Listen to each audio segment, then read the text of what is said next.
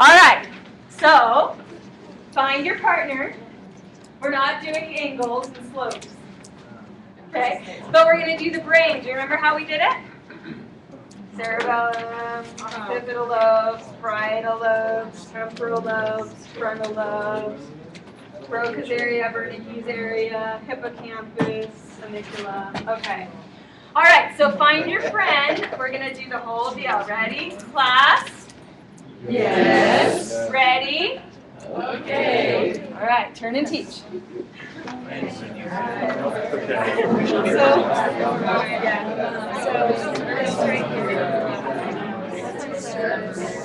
oh, yeah, that's right. Yeah, very well observed.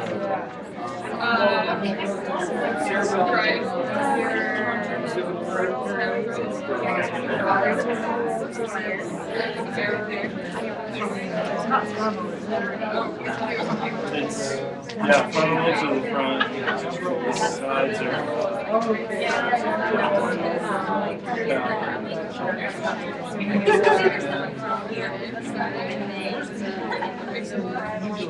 they're in the middle. Yeah. Yeah, Rodney, if you drilled in through your temple and drilled in through your neck, you'd meet and find them. Yeah. So it goes here.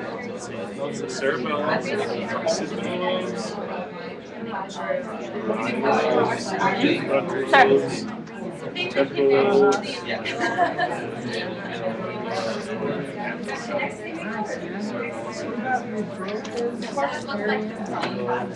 Oh, they're the ones on the side. I don't know. Yeah, like the ones in the parietal, like you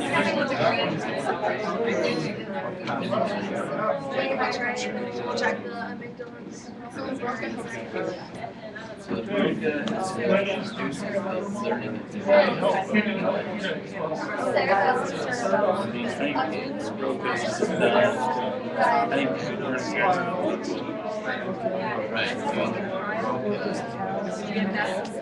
I I had a cool song somewhere else.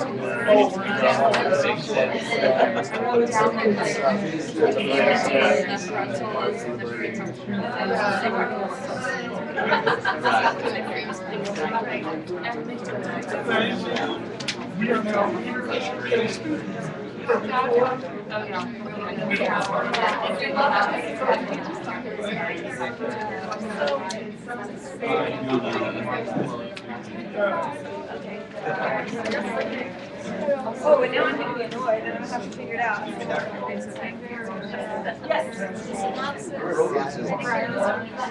left side. Okay. I'm just trying to And then Wernicke's. Wernicke is on the Right. Okay. That's what we were. This is the nerve. The whole thing is That's what we were trying to remember. and then how to listen back. Gotcha. So Broca's fast. All right. So if I asked you a question about the structure that forms new memories, what structure would that be? Temporal? Say it really loud, Ashley. Hippocampus. That's our working memory, the guy that forms new memories for us, okay? If I said that Bob is having trouble producing speech, what structure would we be talking about? Broca's area, good. Nathan. About the hippocampus, we were talking about it processing the memory. So once it's there, where does it go after it's been processed? Okay, we're going to talk about that today. But basically what happens is it triggers a series of connections throughout the brain from neuron to neuron, so from cell to cell within the brain, and it starts to create pathways out to information. So long-term memory is actually a series of pathways from the parts of the brain that are in charge of that type of information connecting to other related things. It's really kind of crazy in there. There is no site of long-term memory. It's all over the brain. So if it's visual information, it creates a pathway out to the occipital lobes. And if it's oral information, it creates a pathway out to the temporal lobes.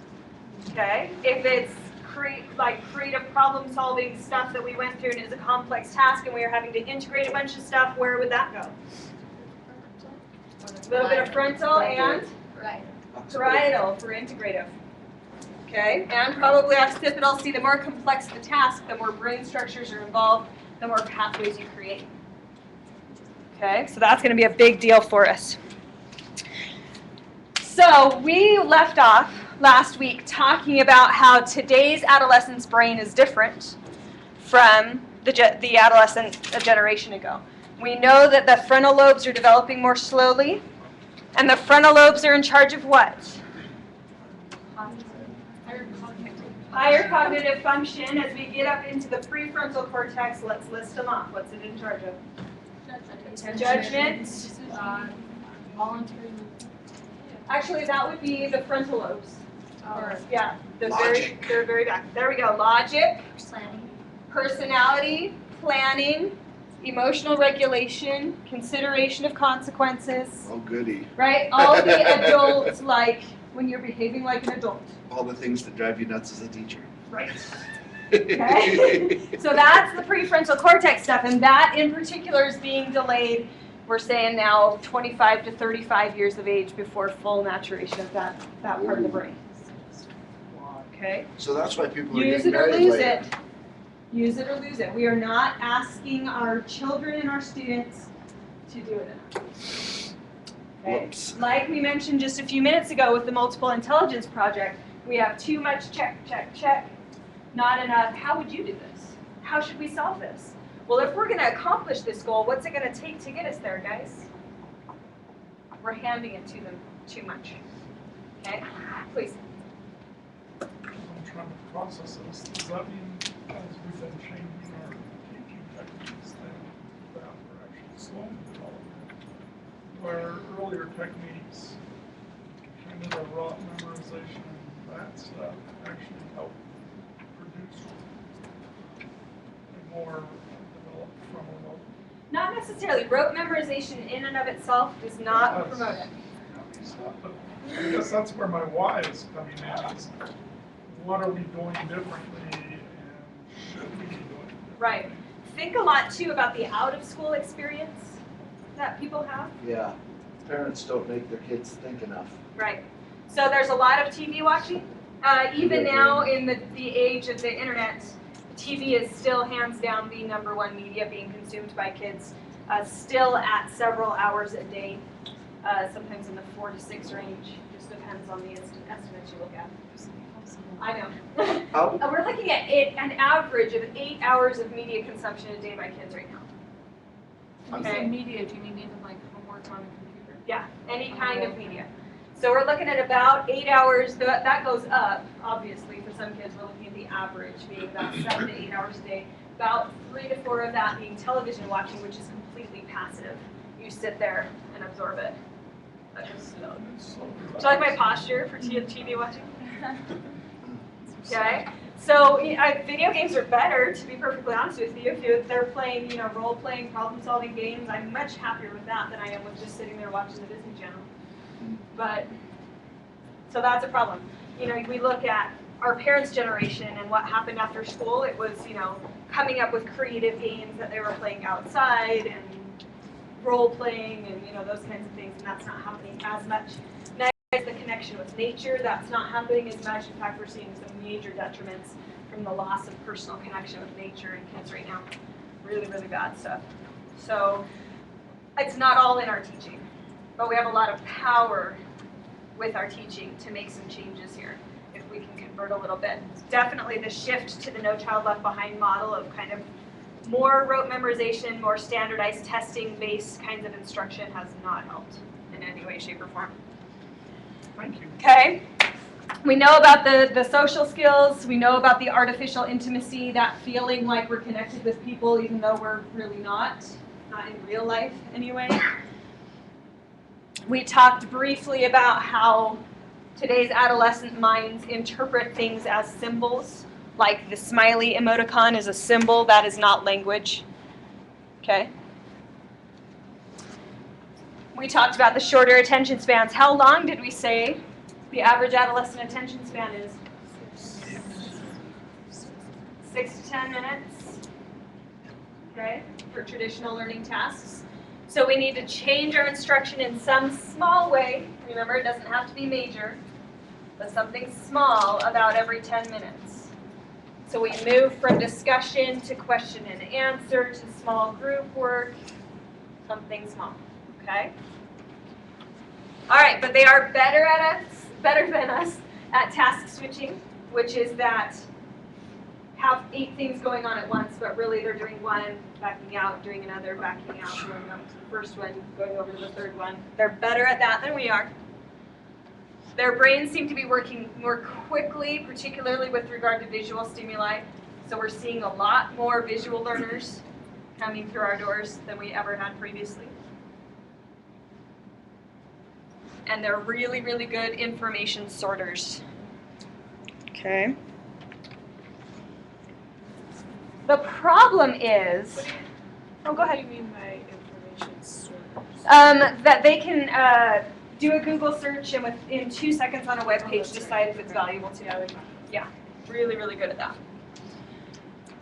So the problem is that with this currently stunted development that we're seeing in kids, we're also seeing an increase in the amount of pressure being put on children, what they're supposed to be achieving, right?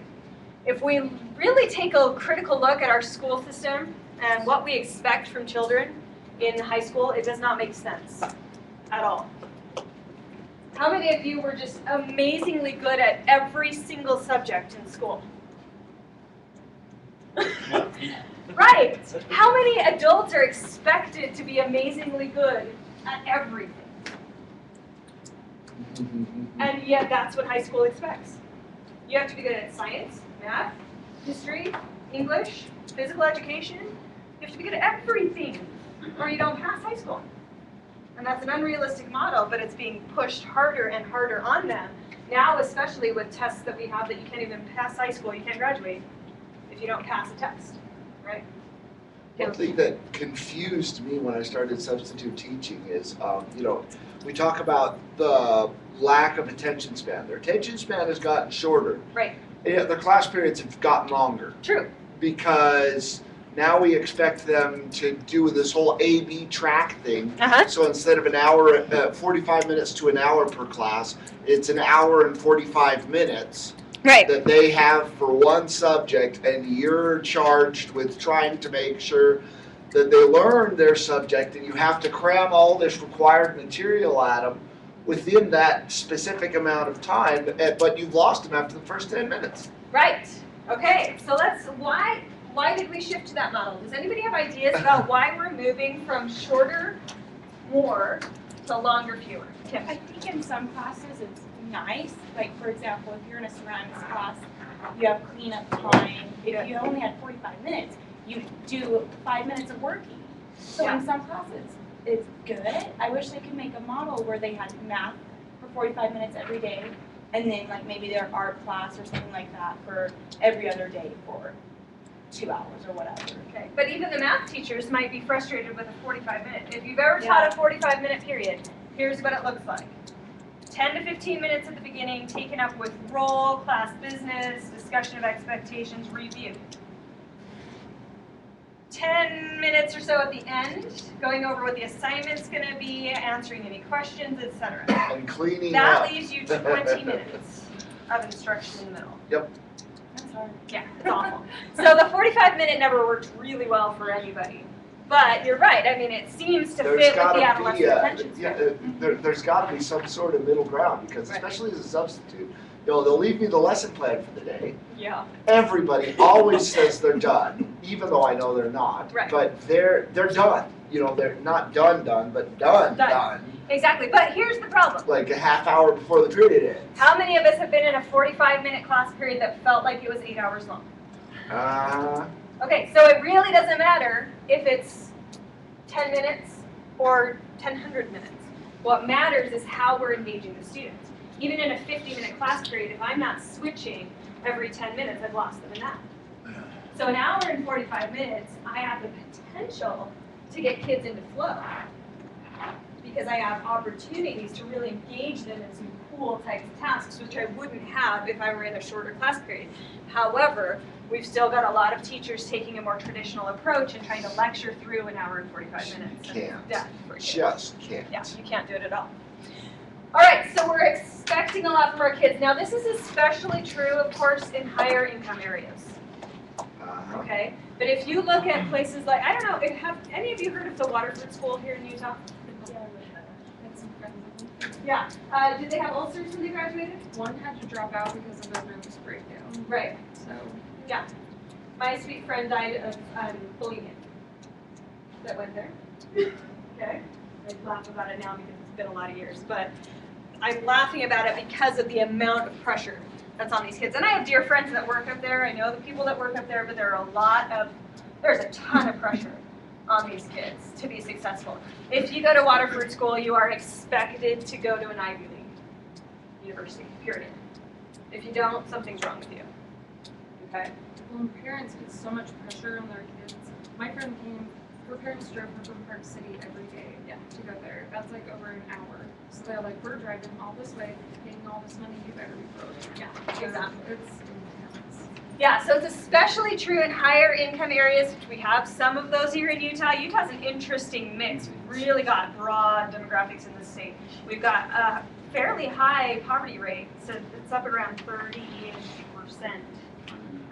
That's considered into poverty because, to be quite honest, we've got fairly low incomes, fairly high number of children per household, and so it drops a lot more families into that poverty zone, right?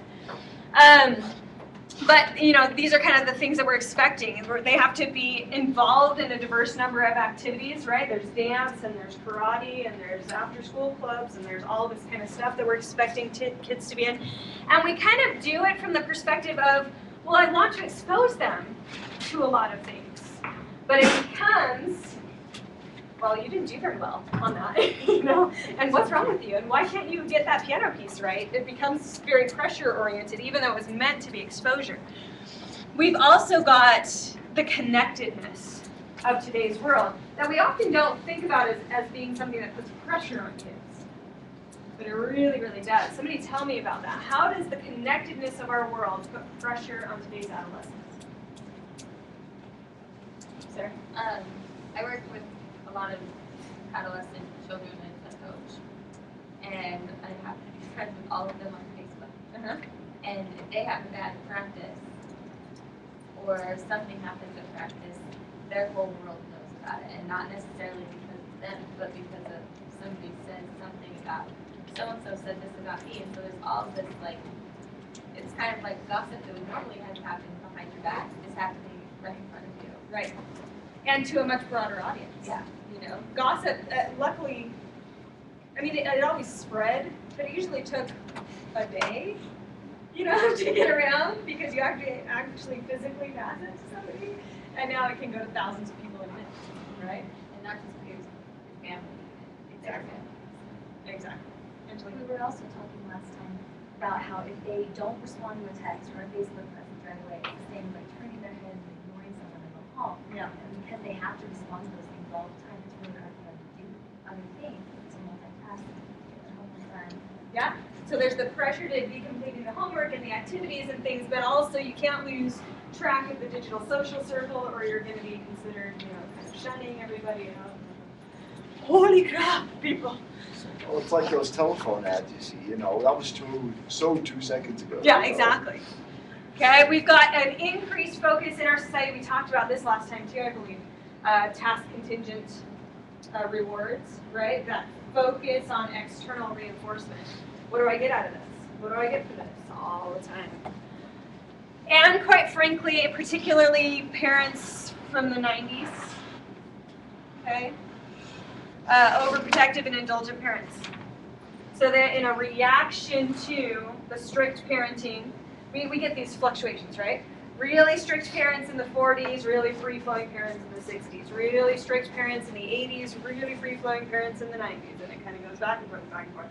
So today's kids are kind of growing up or have grown up with those kind of indulgent parents that are not asking them to, I know this seems weird, right? We've got indulgent high pressure happening at the same time. They want them to be the best at everything, and they're telling them they can be the best at everything. And at the same time doing things like, well, you don't have to have a curfew, and you don't have to, work really hard. And they're going into teachers and saying, well, why is my student failing your class? What's wrong with you? Why aren't you teaching them correctly? Instead of turning to their kid and saying, do your homework. So we've got this, just some weird stuff going on right now with kids. And what it's resulting in is some really nasty stuff. So granted, we didn't always measure or have accurate measures of these things 50 years ago, 100 years ago, whatever. But compared to right around the end of the Great Depression, 5 times higher rate of anxiety and depressive disorders in adolescents. Okay, so pretty serious stuff. And then psychopathic deviations, which is a kind of a lower category of that, but kids who are just, in your face about rejecting authority and believe that rules don't apply to them and all that kind of stuff too. We're seeing the same kinds of numbers. So it makes a lot of sense when you consider a very pressure-based society paired with the lack of development to really handle that pressure and to sort it out and to say, okay, what's important and what's not. And they really don't have that skill at this point. We also have a phenomenon called continuous partial attention that kids are developing. Okay? So while they're doing this multitasking, task switching thing, they're never really focused on any one thing. So that's resulting in a severe decrease in reflective capabilities. Very, very many fewer intrapersonal learners now than previously. And because they're always on alert, there's always this low level of stress in the brain. And I want to talk to you for a minute about what stress looks like in the brain. Basically what happens when you're stressed, you guys have heard this before, right? But you get cortisol, stress hormone, released into your brain. And it is a neurotransmitter of sorts. And at a low level, once in a while, we get a little bit stressed, like the facilitated anxiety thing, right? It helps us to perform better. It gives us that little extra boost when we remember things better, we have a little bit more energy, we can get this done, kind of thing. But if you keep that on a low simmer for a long period of time, it actually starts to interfere with the brain's ability to send messages. It interferes with your physical well-being as well. So you start to see problems with your, yeah, my brain's wrong. Hold on, on a continuous partial attention. Right. Your immune system, right, starts to break down. You have problems remembering things. You have problems retaining, creating new memories of things when you have stress over a long period of time. And so that may be another explanation for why kids are not developing as quickly from a neuroscience perspective, because they've got this continuous partial attention, this continuous low level of stress going on. One of the easiest ways to see this is a little phenomenon called techno-brain burnout. Has anybody heard of this? You've all felt it. Okay? 3 hours on the television or on the internet or on a video game, any kind of tech, and you'll see it. What's the first thing you do when somebody talks to you after you've been on the media for that long? Yeah. What? Shut up. You're like cranky, and you feel like you ate sludge at some point, and that some of it ended up like right here. You feel that? Yeah, that's called techno-brain burnout. It's a documented phenomenon now, that the longer you spend on digital media and engulfed in this continuous partial attention, the more irritable you become, the more depressed you become. All of the effects of stress now kind of moved into this digital environment. Right. I was told that stress also helps you gain weight. Yes. Because your brain is always telling you that you're using energy because you're at a high level of stress, even though you're really not. Right. So you have a tendency to want to eat to replenish your energy source because your brain thinks you're using it, but it's really stored. Yeah, exactly right. Okay. All right, guys. There we go. There's all the stress stuff. So this is all up So my question for you, my questions are these. We know that they're struggling with brain development. We know that there's a lot of pressure. We know that there's continuous partial attention and stress. So should we as teachers reduce our expectations and hold hands more? Should we kind of baby them through? No.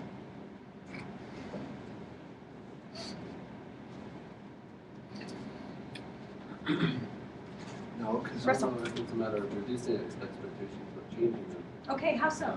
Maybe, I guess, not like you mentioned before, we require them to be perfect in everything. Maybe just, we have to make it more specialized. Okay, so that's an option. And some kind of non-traditional high schools have taken that approach. My high school in Hippieville, Eugene, Oregon. I'm a closet hippie. They have turned to what's called a small high school model. So they've divided the high school into small high schools, and they're each specialized. And you declare a specialty around 10th grade. And then junior and senior years of high school are spent in your small high school focusing in on a specific discipline. Okay? Which is much closer to the university model of Europe and Canada, where kids kind of declare that their intention to go to university around the same time and start to specialize a little bit. In America, traditionally, we've been more focused on a general education, on breeding a populace that's conversant in a variety of fields, that's able to contribute to society in a variety of ways. We maybe think that, especially with this kind of data, 16 is too young to choose your future. So there are definite arguments against that, but that is one approach that we could take that a lot of people advocate for. Any other thoughts about this? I just have a question. Do they allow for switching between this is my life path? There's some. It's a little hard though once you get into a track to make sure that you fulfill all of your requirements for So graduation. that's a lot of pressure right there. It is. So it's like taking pressure of one thing and adding it to another. Right, so you no longer have to be good at everything, but now you've just determined your fate. Yeah, it's a little scary. So, I just like go one day strike. I mean, how many college kids change their majors 20 different times before they say so? If you have to do that in high school, then wouldn't that, like, if you decide to switch, that's all you want to do. You're basically screwed. You have to stick with it, and then you're also screwed in the long run because if you wasted 3 years of high school not learning the right stuff. right. Yeah. Okay. Pros and cons. Kevin. So I understand the European model is, I understand you're tracking much younger. It's by 4th grade, you're really separating out which whether you can go university track or go apprenticeship track. Yeah. From what I understand. So you're already being sorted. Definitely. I'm kind of thankful for our model. That's another story. Yeah, or we could spend 10 hours a day at school like the Chinese and kick everybody's butts. Now that I like. 6 days a week? Yeah, we could do it. Sarah? I think as far as reducing expectations, I think it's more, I think a better approach might be changing the way we ask them to meet those expectations. And I think we ask them to meet a lot of expectations on their own a lot of the time. And I think if instead of saying, you need to do this all on your own, saying, do this as a community, do this collaboratively with each other, let's reach a destination together, and then helping them understand that, like, show them how to deal with the stresses that come along with it, because society's going to put these expectations on you. So reducing them doesn't help them. And saying, you don't need to meet these ones, but meet these ones doesn't really help them either, because someone is going to expect those things from them. But showing them there are other ways to meet this than doing it solo. Good. What do you know about the Finnish model? I've probably heard a lot about it in the news recently. The Finnish model of education? In the As in country or Finland. in the- Finland. As in Finland. Has anybody heard about it? I should know since it's my culture. There you go. I know. But I don't. How we lose touch. All right. So the Finnish, over the years, have been among the top 2 or 3 consistently on the international standardized testing measures. We are not even close. Not anywhere near Okay, we're really quite a ways down there as far as quote-unquote first world countries go. Finland's been consistently towards the top, along with China and, you know, they're the cultures that are a little bit more on the drill and practice side. Finland's not at all on the drill and practice side. That's why they're so fascinating. Now, granted, they have demographic issues that are different from ours and stuff, but basically what they've been doing recently is trying to figure out, well, why are the Finns so successful with their educational model compared to us? And they did examine, they have taken Finland's data and compared it with comparable areas of the US that are more kind of homogeneous and, you know, Finnish. Okay? And they're still kicking our butts. Even if we go, you know, socioeconomic status, cultural homogeneity, they're still trashing us. So we look at the model, what does it entail? First of all, the core is very different. Our core traditional, over the last 20 years or so, has been really long checklist of stuff you have to teach your kids over the course of a semester or a year, right? Theirs is not that way. It is, here are the, you know, 8 or whatever general concepts that kids need to leave your classroom with. So it's more concept-oriented than detail-oriented. The teachers then have the option or the choice of how to teach the concepts. We're moving that way with the Common Core. That's what the Common Core is. It's a movement toward more conceptual core rather than a detail-oriented core. So if you look at the language arts core or the mathematics core of this year, which is common now, compare it with that of 5 years ago, they're very different. More conceptual, pared down, smaller. Okay, so that's one reason for that shift, is looking at the Finnish model.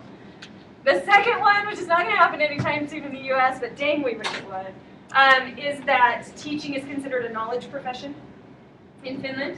All teachers have master's degrees and are paid very well. Dang it. All right. They also have a smaller population. Okay. But the third thing, and here's where it's interesting, is that, as Sarah was talking about, okay, how do we meet the expectations, or how do we set them up? Okay. So we've got a bridge here between what Russell was suggesting. Let's not have it so like you have to know everything, but be more conceptual. You get the gist of the field. Okay. And what Sarah's suggesting, there has to be a different way. So what Finland does is a project-based learning model, particularly in the senior year of high school, where they, at the beginning of the year, propose a project that they'll do. They often do it in groups so that they can collaborate on it and be creative with it. They work on it throughout the year in all of their classes, in addition to having kind of a project class that they meet with occasionally that focuses specifically on formatting and creating a presentation and those kinds of things. But it's, you know, they're getting contributions from their economics class and from their mathematics class and all of these different classes kind of working together so that the learning is contextualized. But there is this major expectation at the end. They present this project to a panel. And they have to get up there and present the data and the project that they did and all of this stuff to people. So it's not like it's this little like passive test sitting at your desk thing. It's you present your work. And that can be a piece that goes, you know, into your resume or portfolio for going out and getting a job or getting into a college. And they're killing us on the standardized test, which you wouldn't expect, right? Because project-based learning has nothing to do with standardized tests. But all of their learning is contextualized, so transfer is easier. They understand the concepts, not just the facts. Okay, so that's kind of what we're seeing there. They haven't reduced expectations. They're definitely not holding hands. They're really expecting a lot out of these kids, but they're doing it in a different way. Caleb.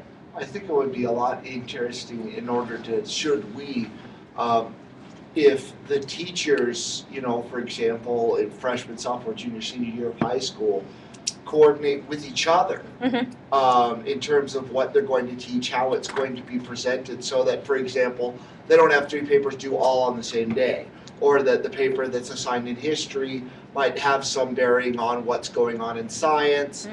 And if you coordinated these they'd be able to understand how they interconnect. Right, more You know, transfer. Yeah. Exactly. This I is something think- we've been pushing for, more of an integrated, collaborative, cohort-ish. Yeah, you model, know, like do the health teachers coordinate with the PE teachers and the biology teachers? It would be really interesting to be able to kind of span that material amongst the three and reinforce, you know, the different lessons and time things. Yeah.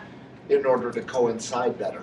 This is something that I believe it's Mazer Academy, if I remember correctly, is doing really well. They're a charter school here in Utah Valley. Just built a ridiculously large building right there by like Winco or whatever, Yeah. I think is where it is. It looks like the Mazer building of BYU campus. But they do history and language arts combined. And it's really quite cool. So they're reading period pieces while studying the period, and yeah, it's really, really a neat model. So that's one you might want to try and slip in and just like see in class if you can at some point, because it's kind of cool. All right, so I've given you kind of a list. I'm going to cruise through this. It's available online, but these are some things that the data is suggesting. If we do things like this, we can keep those expectations high while reducing some of the stress for our students in the classroom. Then we're going to move on in our discussion to how the brain actually learns. And then we'll start in on cognitive development. So the main thing from all of the data that we have is that we actually need to maintain high expectations for our students. We talked in the motivation section that low expectations lead to low results. And often to learn helplessness as kids start to think, well, if they have low expectations for me, I must be stupid, right? So we've got to maintain high expectations for our students, but as Sarah was suggesting, create a community of learners.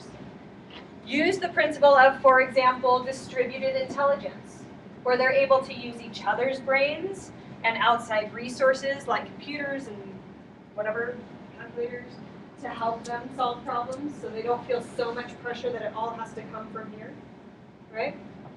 Okay. Why would that help? Greeting them at the door, using their names, and commenting on their interests. Great.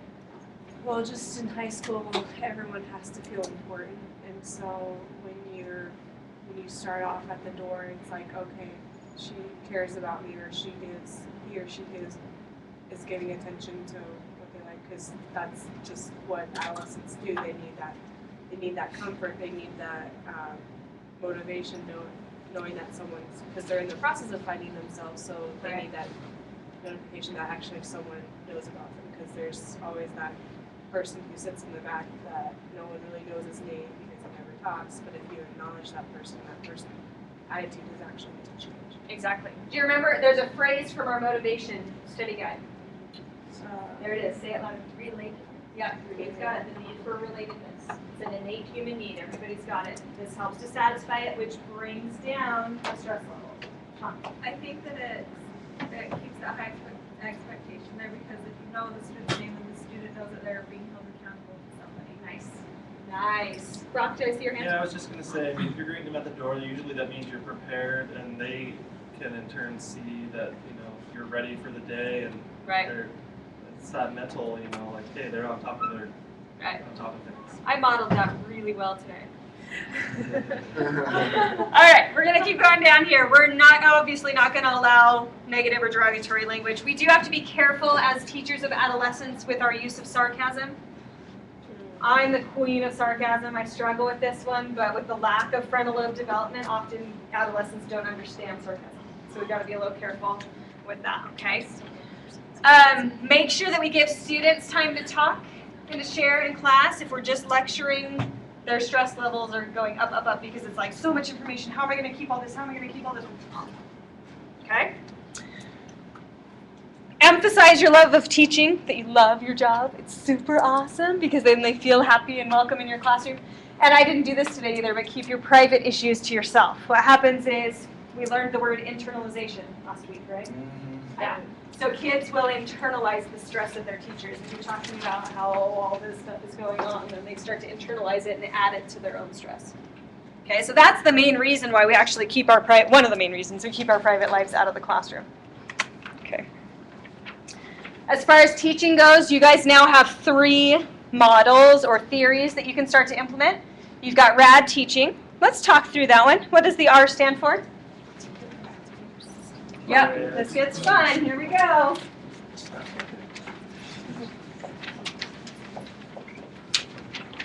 What is the reticular activating system? It's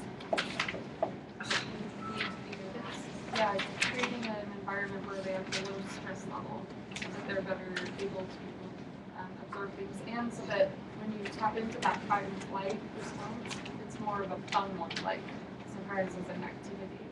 So turning Good. So distress that's a into really good stress. overview of the whole thing. Excellent. Specifically, anatomically, the reticular activating system is a bundle of nerves that runs up your brainstem. It's in charge of basically keeping you awake and helping you go to sleep at night, are the major things, but it's also your attention gatekeeper. It pays attention to things that are really familiar and things that are novel. Okay, so let's illustrate it for a minute. Everybody get up and talk to whoever. Wander around the classroom. Just talk. See you at 6 years back.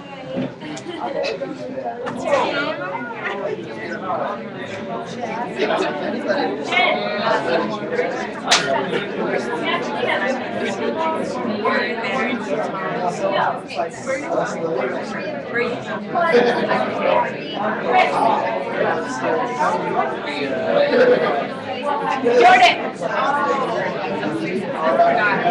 You're good. Rodney.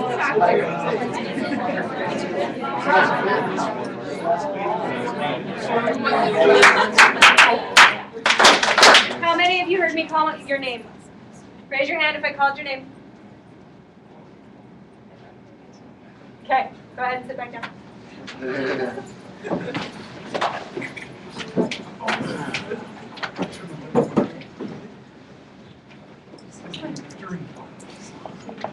Your name is the most familiar stimulus there is.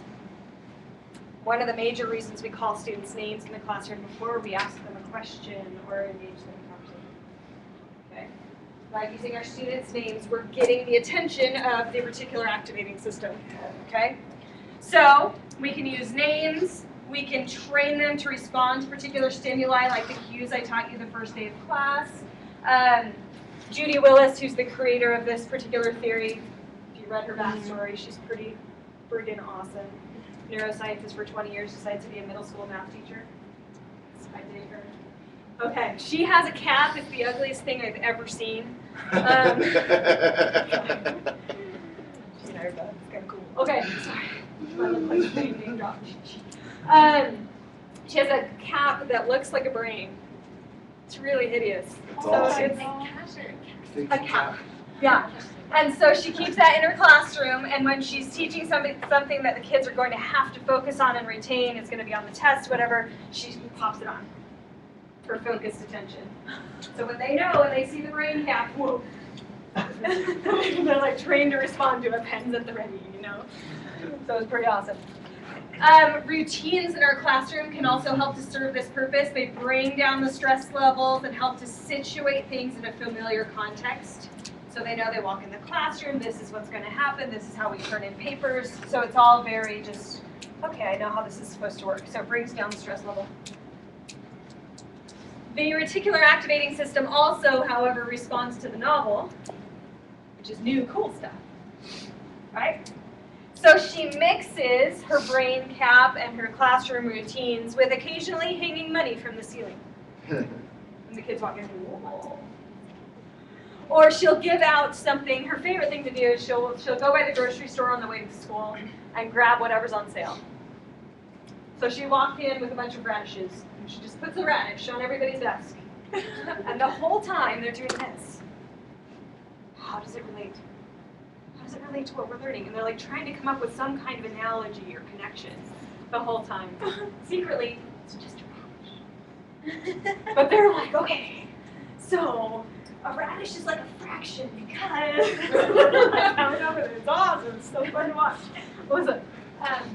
I used to work for a company, a mortgage company, and we would send letters out every week to our clients, and one of them was actually about their activators system. Nice. So that when people were purchasing a home or refinancing, they're going to run into people that are doing the same thing build that connection. It was a referral process for us. Yeah. But that's one of the best ways that I see that this is applicable, because you teach your student with the radish or whatever, that they're automatically going to apply that knowledge to that information that's there. Yeah. And or the item that's there. And so it creates this connection that isn't something you have to do as a teacher. You don't have to sit and say, okay, this is how you have to remember this. Right. They automatically do it themselves, and then they can draw it out here. Exactly. Okay, so they're making all of these connections. Really, really kind of cool.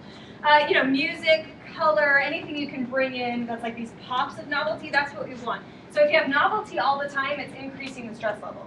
It's always different. I don't know what I'm supposed to do. But if you have this basis of the familiar, which is the routines of the classroom and all that kind of stuff, and then pop in the novelty, then that draws the attention. Okay? Really, really nice. The amygdala, we know, is emotion.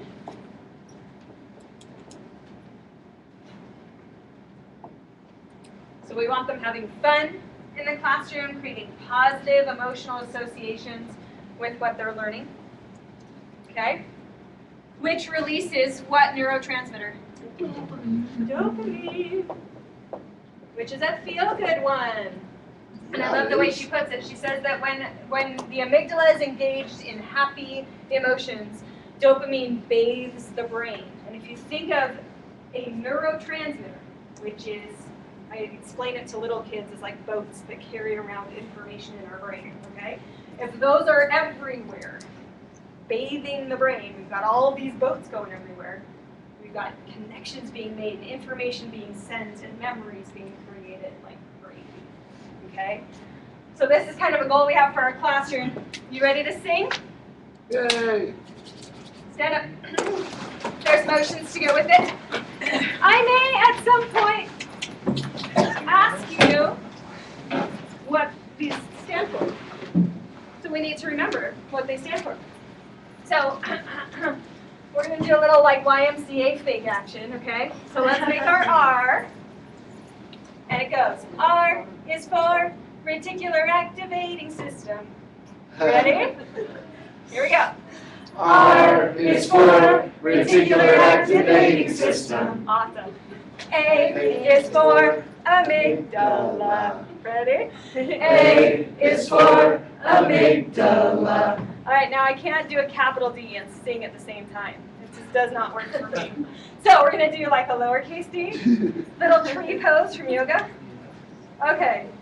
D is for dopamine. Little minor. Yeah?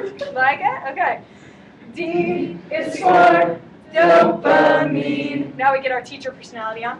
And that's Brad teaching. Okay, ready? Finish it up. And that's Brad teaching. All right, start from the beginning. Ready? R is for reticular activating system. A is for amygdala. D is for dopamine. And that's Brad teaching. Awesome.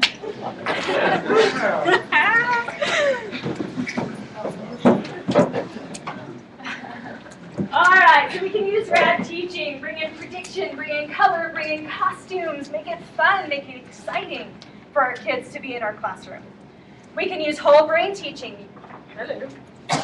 Okay, using the whole body, using multiple senses to learn information. We can use what you learned about exercise and movement.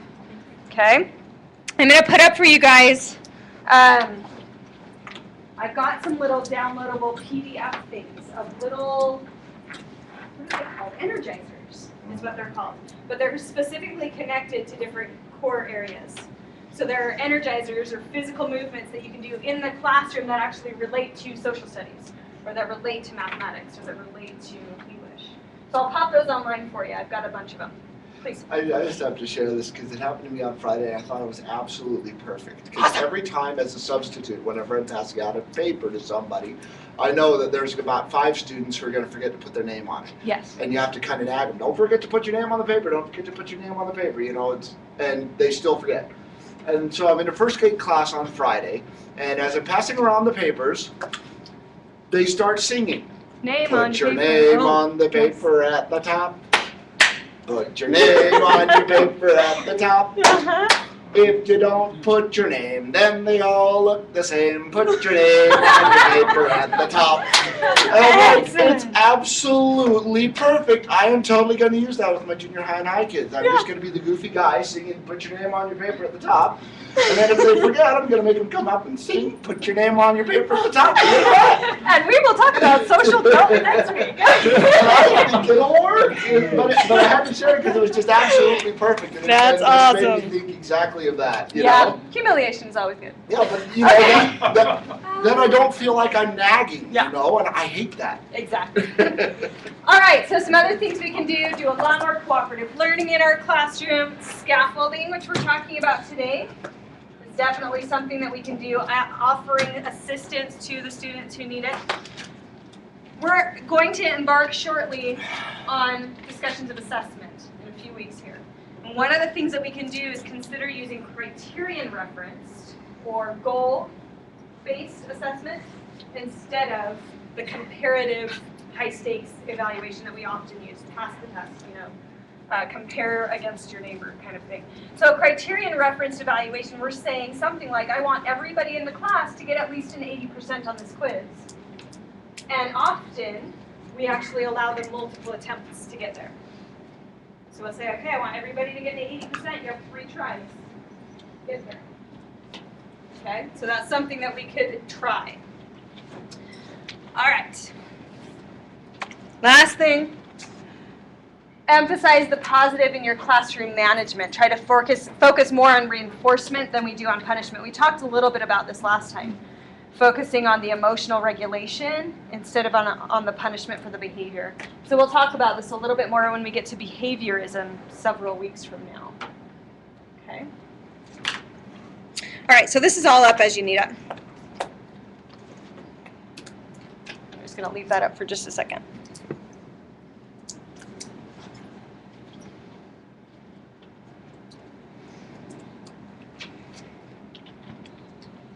What I love about this quote is how it connects our discussion of intelligence a couple of weeks ago, or last week, I guess, to now what we're talking about here with development and stress levels.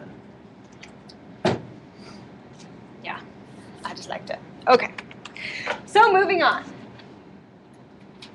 We talked a little bit last week about growth mindset and about multiple intelligence theory and how we can change how our brain works. In neuroscience, we call that plasticity. So that's the ability of the brain to change over time. There is never a point at which we are unable to learn, contrary to what your mother says. I can't learn this, I'm too old. It's my mother-in-law. All right, computers, not so fun.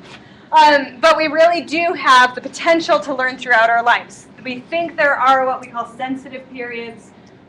For example, it seems to be easier for children to learn specific skills like language at an earlier age. From a neuroscience perspective, we think that's because you kind of set up your pathways for language very early, and you use them so often that they become very strong. And then if you try to learn a language later on, you're not sure how to do that without directly translating from your existing language base. When you're younger, you don't feel like you have to translate directly from that base. You just set up 2 separate sets of pathways. It's not a big deal. Okay? So there are certain sensitive periods, but never a time at which we can't learn. That's a total myth. So when we talk about learning from a neuroscience perspective, that's where we're going to hang out for the next little bit of class. We're talking about synaptic change, which doesn't make a ton of sense to you unless you really understand neuroanatomy. So we're going to go through that today. Basically, as teachers, what we're trying to do is train our students' neural networks, okay? Train the synaptic connections in their brain. And what we know is that different types of interactions create different pathways within the brain. So we're going to go through a process to illustrate what all of this means so that it's a little bit more concrete to you, because right now it's all really weird. Yeah? Okay, so there's a neuron. First thing we're going to do is pull out our neuron mnemonic that all of us possess at all times. You ready? Get your right hand ready and give me a jazz hand. There. It's a neuron. Okay, are you ready? Your fingers are your dendrites. Okay, what do the fingers do? Put them down on your desk. Rub the desk. It's a little creepy. What are they doing? They're touching, feeling, they're receiving information, right? Receiving sensory information. That's what the dendrites do. The dendrites receive information in the nerve cell. Okay? Information travels from the dendrites down through the cell body, which is your hand in this case, okay? And then down into the axon, which is just a tube or channel. You can think of it as like a wire that the information travels down. This occurs in little teeny electric pulses, okay, that result from chemical, anyway, blah, blah, blah. We're not going to go into the deep stuff about it. Okay, so in through the dendrites, down through the cell body, and into the axon, okay? But the information could leak out of the axon at any given point, right? So what do we have to have around the axon? Myelin. Pull down your sleeve. It's awesome. I'm telling you this works. Okay, so what is the role of a sleeve? Does it generate heat or does it keep it in? Keeps it in. That is the job of the myelin. It keeps the information in the axon, allowing it to travel more quickly and efficiently. Okay, that's its job. All right, now in order to complete this mnemonic, we need to do a little zombie work. You ready? Okay, so grab your upper forearm, and we're just going to rip your arm out. Okay, so it's like that, and then it's going. Okay? All right, so now all of these blood vessels that we have dangling from our shoulder are called axon terminals. Okay? And notice that they're shooting the information out. Okay, so the axon terminals send the information to the next neuron. That's their job. All right? Okay, so everybody flex your dendrites for me.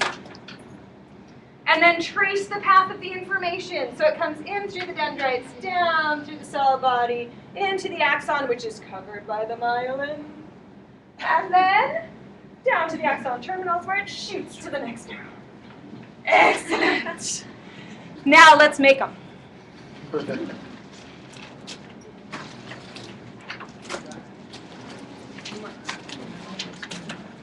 So clear a little spot on your desk. So interesting what this science class is. I've never seen this. So tired.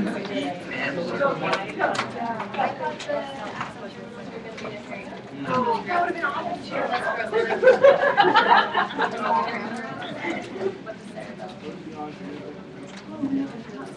Don't eat the marshmallow.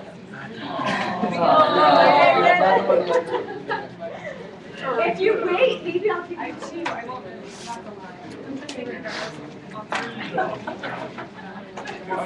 It's the bag up. I thought I had too many left in there.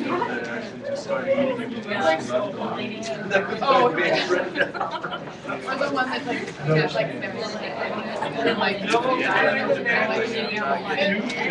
Okay, friends, here we go. You ready? First of all, pull out your cell body. Cell body. Okay, and the first thing we need to do is give our cell body a nucleus. You say nucleus and nucleus. Nucleus. All right. I have an issue with that word, sorry. Okay, so we're going to violently shove our nucleus into our cell body. So it looks like that, or something like that. Okay. I gave you two axons just in case you break one.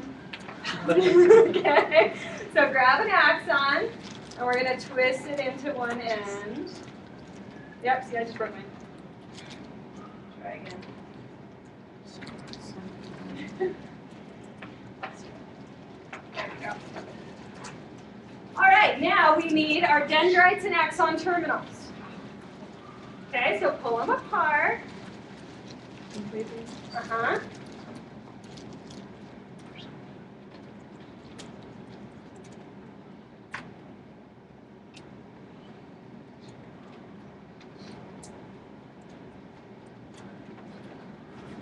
All right, now you may need to use your other axon or a pen or something like that to make some starter holes. But at the top, you're going to need to put in some dendrites. And they can be on the sides and stuff too, pretty much anywhere you want them.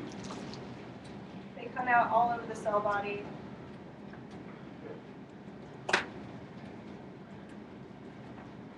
They may not stay in super well, but it's okay. I'll get the gist. Oh no, I thought this worked better.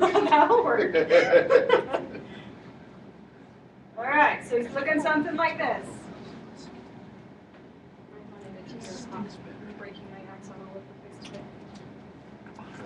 Okay, now if you lay it down on your desk, gather up a few of those, and we'll make those axon terminals, and get your myelin. Now I find this works best if you lick the back of your myelin first. Okay, so take it off, give it a good lick. Yeah.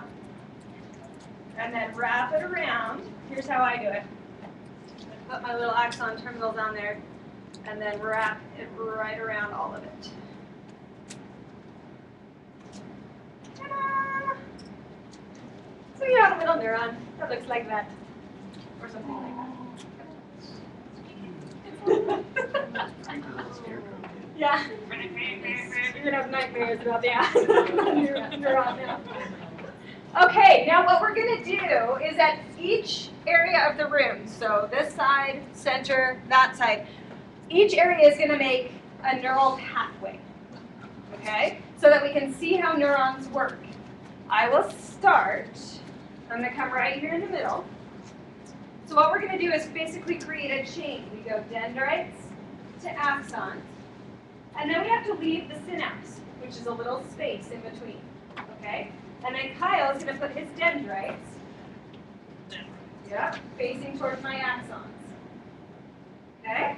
And then the next person is going to come, Erica, dendrites to axons, perfect. Okay, so I want this whole section to do this, that whole section to do that, that whole section to do it. So go ahead and make your neural pathways. If we break our spare axon, can we eat it? Yes, you may. Yes, you may eat any of your extra material that you want.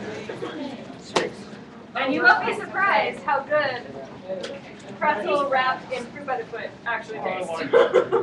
Don't worry, I cleaned off this little section of the desk earlier, Oh, so you're no. safe. It's alright, I'll just keep on. Who's there has a little twisty one? Oh my gosh. Are you trying to make It was very good.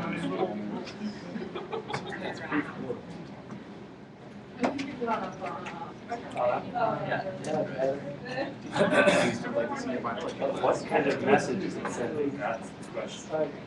I was telling them, like, in my other son's classes, you'll never see Erica will this. set it up for you. There are only She has these please programs answer. and stuff like Yep, that. yep, only. That is amazing. All right, friends, now take a look at this for a minute. Yep, Kelly's got the idea. If you want to take a picture with a cell phone or something, you're more than welcome to. All right. When we learn something new, folks, our brain sets up a little like temporary neural pathway like this. It tries to make connections immediately. Our brains are huge on making connections and associations. So the first time we hear something new, we'll try to make a pathway. But it's really weak. And that's what short-term memory is. It's this weak, kind of echoey pathway. Is this right? Is this how I'm supposed to remember this information? And if we never use it again, then the pathway disintegrates. The neurons don't create a permanent connection. It's gone. Okay? But if we use this information in this pathway over and over and over again, we get a term that I defined for you in the module, which was? Long-term potentiation. Yes, long-term potentiation. Okay, so in other words, we've set up the potential for this pathway to work over the long term. That's what that phrase means. Yeah, go ahead and Google it and see if you can come up with a decent definition. So it's kind of like the car driving down a dirt road. The more times it drives, the more defined the road. Exactly right. Okay, so the more times we use this information or review it in class as teachers, right, the stronger this pathway is going to become, resulting in long-term potentiation, long-term memory. That's what. Okay? So even if the information is wrong, you using it over and over. Exactly right. Any of us ever learned a piano piece or a dance piece incorrectly, and then you try to fix it? You compound the neural pathway with muscle memory, and you're so screwed. If you learn something wrong, it's like a disaster, okay? But here's the problem with what we've just laid out, folks. Each group, pick a random neuron and remove it from your pathway. Kevin's got it. What did we just do? What happened? What? Brain damage. Where's that information? I can't remember now. Right. Okay, so if anything happens, which could be interference because we learned something new that's like slightly different, and now we've made this stronger pathway that way. Anything. We've now lost the connection because we only have one pathway to that bit of information. This happens when we teach our kids through rote memorization. I lecture, you repeat. I lecture, you repeat. Over and over and over and over, one pathway. Okay, Sarah. So for this clarification, for example, in my math class, I had a teacher that when we were learning a certain concept, she made the same mistake every single time, and then she would go back and fix it, but she would walk us through it. Right. So I would get the test and I would make that same mistake, and I knew what the answer was supposed to be, and where I had made the mistake, but I couldn't figure out how to fix it because I developed a pathway that went towards the wrong. Yeah, exactly. So are we saying that we should be making perhaps Hey, show me. How should we be teaching? Show me the pathways, guys. Yeah, show me the pathways that we should be creating when we teach a subject to our kids.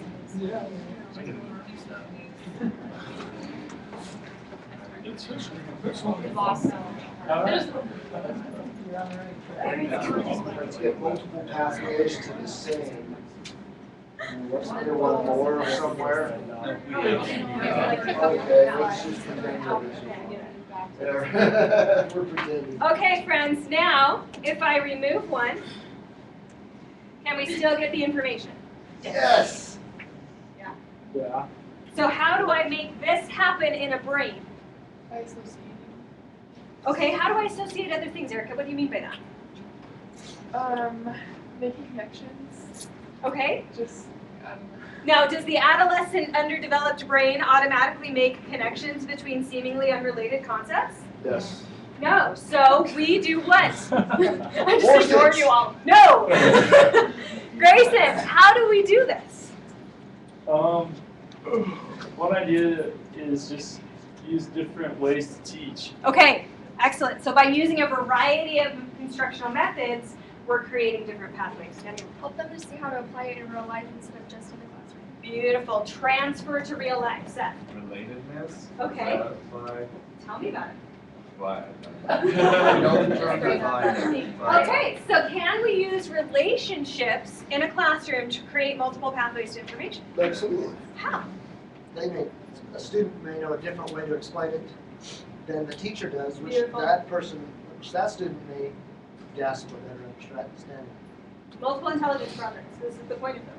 Okay, Sarah? In English, for example, when you're working with the text, you want to make text-to-text relationships, text to self and text to world. So you're connecting the same information to different things in different ways. Okay, so do you see how Sarah built on what Erica was suggesting? We want them to make connections, but we also know that they struggle with making connections. So Sarah's providing a structure with which to have them make connections. How is this similar to another book you've read? How is this similar to something you've experienced in your own life? How is this similar to events happening in the world right now?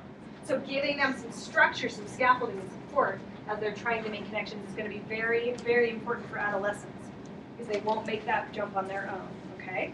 Chris? So how would you do that in a Spanish class? In a Spanish class, Oh. we can talk about how it sounds the same as or has certain Latin roots that are similar, so finding connections between, like one of the things sometimes I'll do with this activity is that dendrites and dedos both start with the same, they have the same root, the same beginning. So they're the fingers that attract information. Dedos in Spanish is fingers. They have the same roots, so dedos, dendrites, it's a way to remember it. Okay, so just drawing those parallels. For Spanish, songs. Oh, definitely. You can. Yeah. There are so many songs. songs, dances, projects, make them watch Spanish TV, make them read a Spanish newspaper. There's all sorts of stuff you can do. No, in my Spanish 1 class, they had us watch a telenovela. And we didn't speak Spanish, but it was really cool because we could understand some of it. Right, so that's called multi-sensory teaching, guys, and that's going to be extremely important to do in our classroom. Okay, Kelly? I'm just wondering about learning disabilities. Okay. Does that come into play with things like this, like kids that maybe have dyslexia or stuff like that? Their neural pathways don't grow that way. Or Correct. something? Yeah, so often dyslexia is a miswiring, and autism can be a miswiring of the brain along certain pathways. And so if I'm only teaching in a reading, writing way, right, then I am not creating accurate pathways for those students. So by using the multisensory teaching, or by using relatedness and cooperative learning and group work, if I'm using, text-to-self connections, that I'm building pathways that students with learning disabilities often struggle building. Okay? Beautiful. You dig it? Yeah. Pretty awesome. Now we have a reason to be good teachers. Yep. That was the whole reason Judy Willis did what she did. Went from being a neuroscientist for 20 years to being a teacher. Because she had all these kids coming in with referrals. They have ADHD. Why do they have ADHD? Find the commonalities. And she couldn't find them. Now, in kids that actually do have, for sure, have ADHD, we can find some commonalities. But she was getting thousands of referrals. She's like, I can't find commonalities between these kids. Any possibility they're just bored out of their minds in our classrooms? And so RAD teaching is her answer to good teachers. She's saying, guys, what you're doing, what you've always done, is exactly what you need to do from a neuroscience perspective. So now when the principal walks in on you and you're making neurons out of marshmallows, you have a reason to be doing it, right? You can back it up, is the point. Can we internalize our neurons now? You may now internalize your neurons if you so choose. Yes. And let's take a break. I will see you in 7 minutes.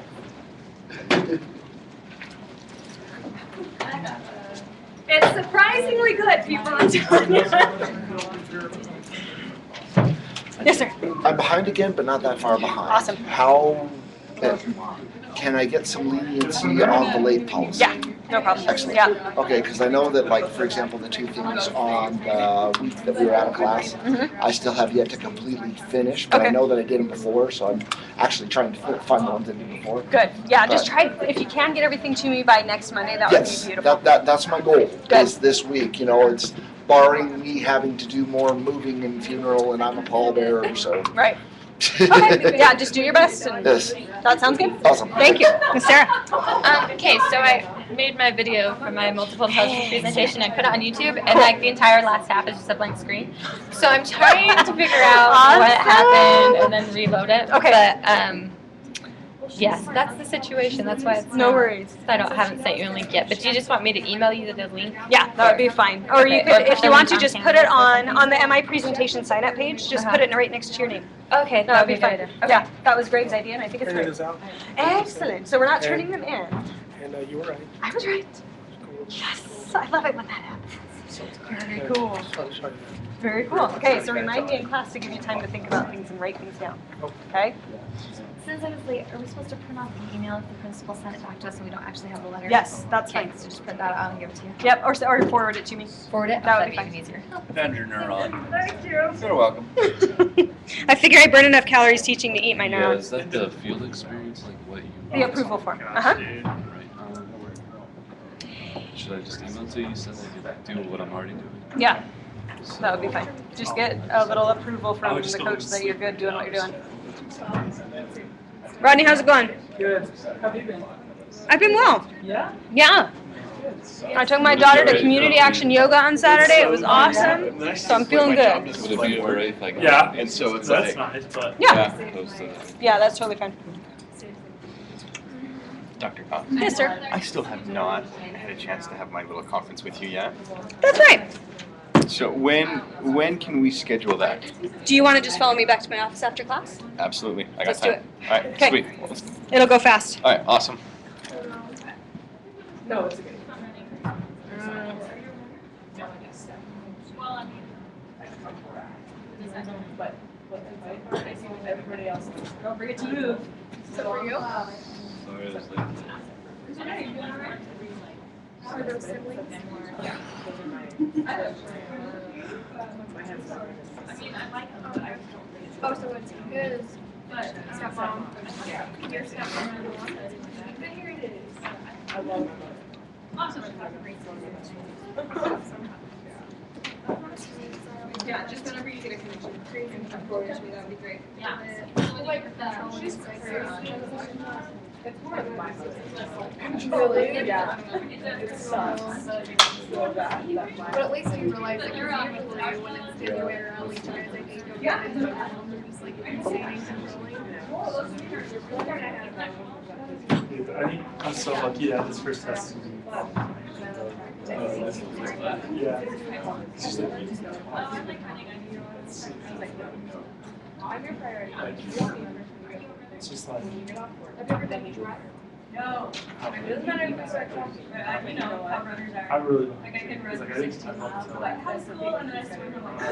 last week. Forever. Well, I mean, I can run, but it's like, visit, and I'm like, Really, it's like everybody else is like. you don't consider it. I've tried so much going I'm proud of myself, it's last week and this week I ran 16 miles on Saturday. You know what I mean? So I'm like worried. Yeah, it's just like, I want to. I would love to. I love to. But that just seems like so much need to go there. No, I mean, I really barely ran at all before I went to the Maybe. and so, Look at all the things there was just a it's bit like, of I'll be like, Yeah, then when I started running, so I've been running really seriously now for like. Maybe 35 times. Because you know, Achilles, I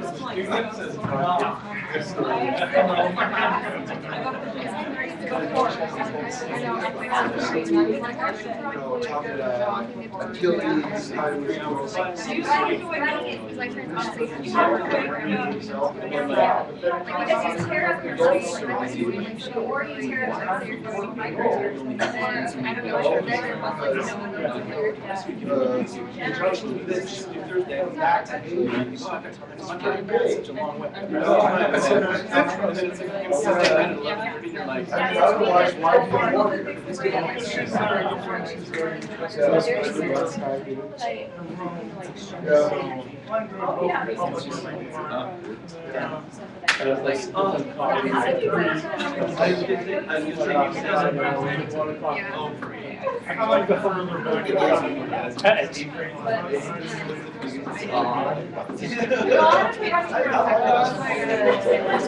I have a question. For me, at least, since my understanding. And I feel like I was I feel like I was advised, my dad was really strict on life. If I was 5 minutes late, I was like grounded. If I was just sitting, I didn't have a card for a week. Like,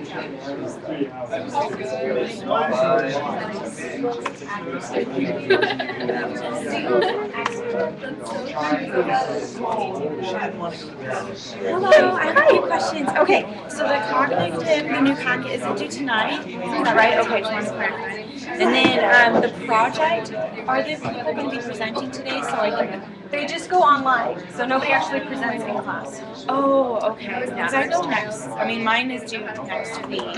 So just get the project online. Yeah, there'll be a few. I know that Sarah's about done with hers, so I'm just telling you, you're almost done with hers, so you can see it. It's on my computer, you can watch it. Okay. There are just people going next week that want to see other people's so that they know what it's supposed to look like. So there'll be a few up today. Where do we get it from Canvas? Yeah, we're gonna put them on the page where you signed up. So it'll just be right next to their name. There'll be a link or something right there. And then you're recording the stuff, putting it online today, right? Yep. And where do we get that again? page 3 of the module. Okay, okay. So I got so confused when I was like, oh no, wait, there's so much. And I didn't show it. I should have shown it. So.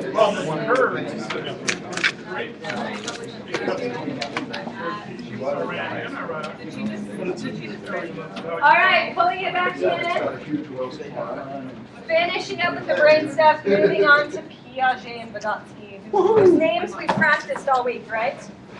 Where none of us are saying Piglet, or Piaget. Jean Piaget.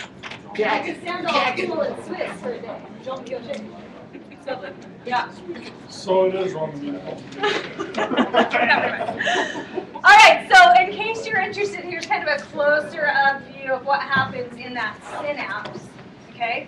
What's kind of crazy about this little area, this is in between the axon terminals of one neuron and the dendrites of the other, right? When they go like this, little magic cheerleader figures at each other.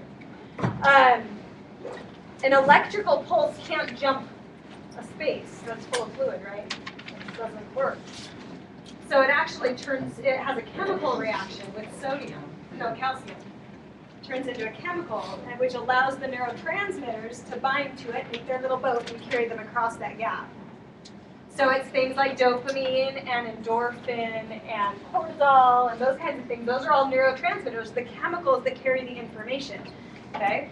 The good ones, like endorphin and dopamine, help to transmit that information more efficiently. The bad ones, like cortisol and toxins, like abusive drugs and alcohol, particularly in adolescence, can impair this process, okay? So, health teachers in particular, but everybody else as well. When you talk to kids about drug and alcohol abuse, we're not just talking about, because your parents tell you not to, or because it fries brain cells, which doesn't actually kill brain cells. What's really happening when kids abuse drugs and alcohol in adolescence is really, really scary, okay? In the womb and up to about 6 years of age, the brain experiences a period of what's called neurogenesis, which means crazy rapid growth of neurons all over the brain. We're going crazy, right? And during that time, they're very, very sensitive to information, to toxins, to stimulants, right? Because they're not trained yet. They're these fresh little neurons saying, what am I supposed to do? How should I learn, right? So that happens up until age 6, which is why things like fetal alcohol syndrome are so scary, because the neurons are literally just soaking this stuff up, right? But what a lot of people don't know is that there's another period of neurogenesis that happens in early adolescence. So kids who abuse drugs and alcohol, particularly at young ages, 12 and 13 years of age, are causing permanent damage to the way their brain transmits information. Okay, so what they're basically doing is they're training their brains to use those toxins as neurotransmitters. Okay. Which, in case you didn't guess, they're not particularly effective neurotransmitters. So what they're doing is slowing down their cognitive function, impairing their memory. They're really causing damage, serious damage. So if they're, and we're talking about large doses, okay? A one-time thing is not such a big deal. But if they're starting to abuse drugs and alcohol during adolescence, they are literally training their brain to function only in the presence of that drug and poorly at that.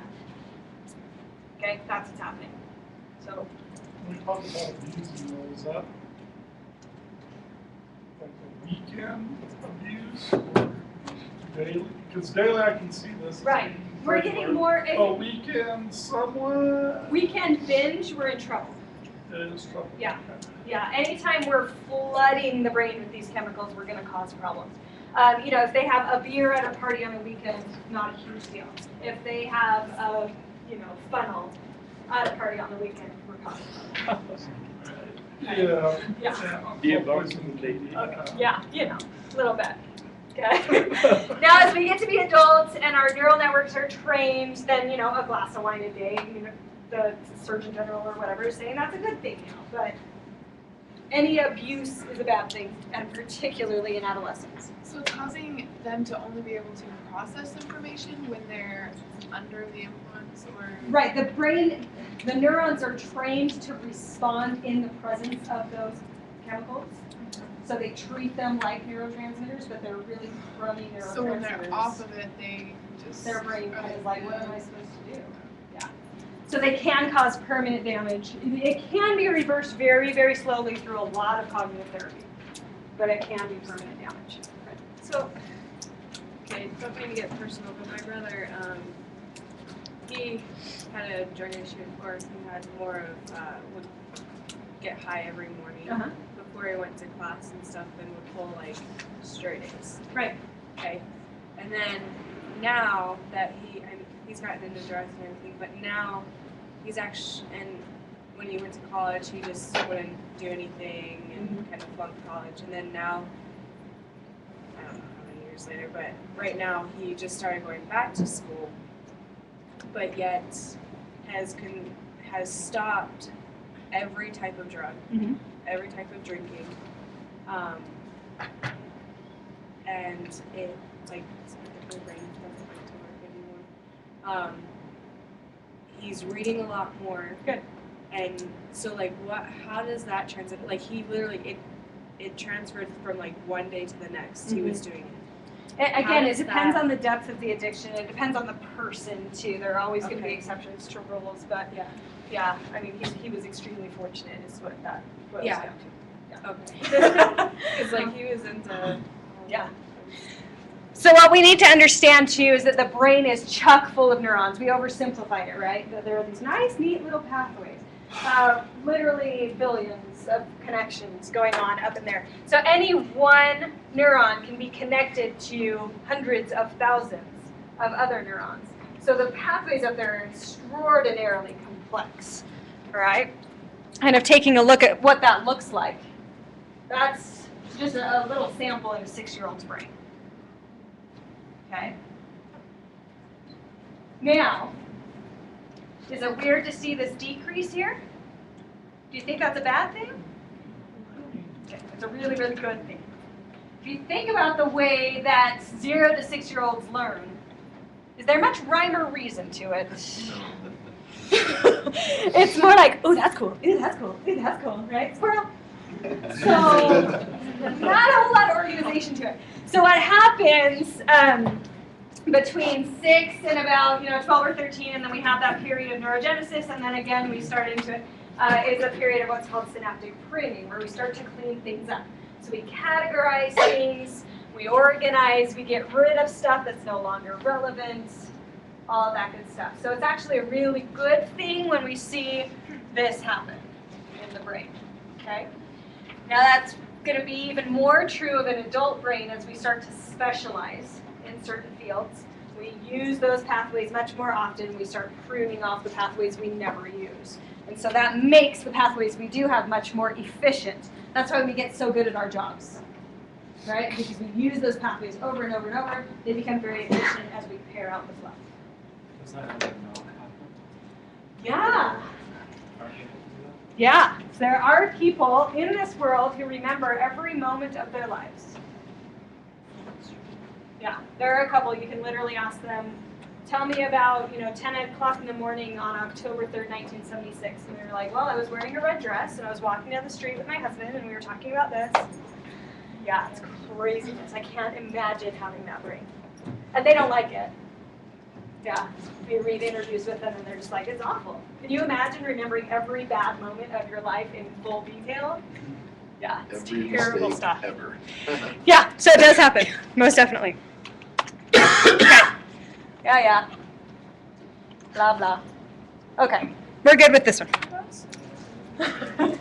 All right, so what we're going to do now that we understand how, more or less, how the brain works as it's learning, how it develops from back to front generally, we're going to move on now to Piaget and Vygotsky. And what's fun about Piaget in particular, and you guys hope, for some of you this is kind of review stuff, but what's fun about Piaget in particular is that all the stuff we just learned that's really new, I mean this stuff has come out in the last 10, 15 years, it all backs up Piaget's work. watched all of it and explained it. It's really fascinating.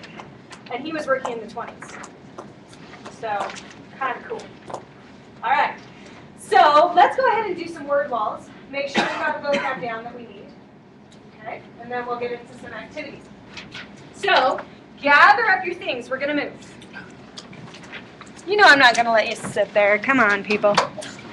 Do I have to move all my stuff? All right.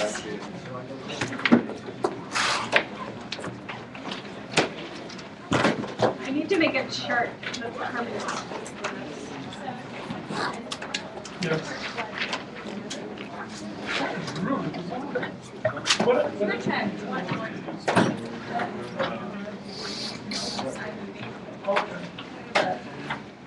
But it's,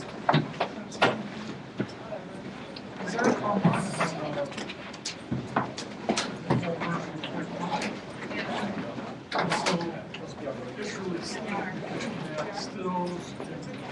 Hey, go by first month.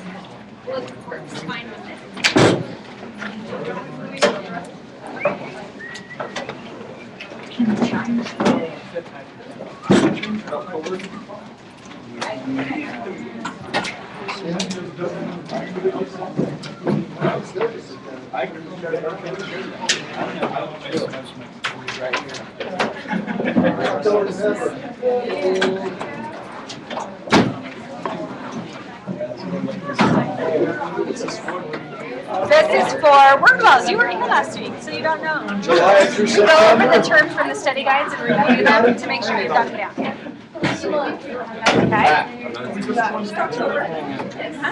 Oh. Are you? Yeah. Before I do the definitions of each of those words, the application. I do need the definitions, so if you want to write those out and then answer the other stuff orally, that would be fun. A ton of stuff.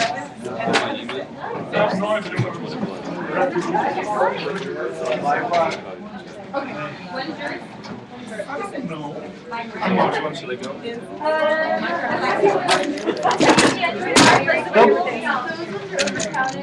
Let's see, would some people with late year birthdays be willing to come and pretend they have a January, February, March birthday? Yeah, I don't have a January.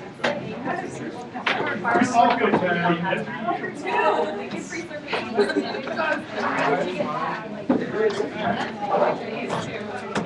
What are you guys?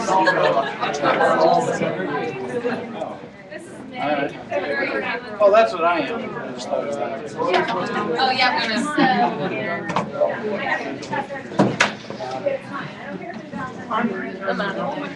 Yeah, that's a big group. I'll go back over there too. All right, you guys remember how these work. Go through the terms, discuss them, make sure you can define and exemplify them. If you have any concerns, they go up on the wall next to the door. If you have duplicates of any terms, please let me know. Sometimes when I put these back together, I get messed up.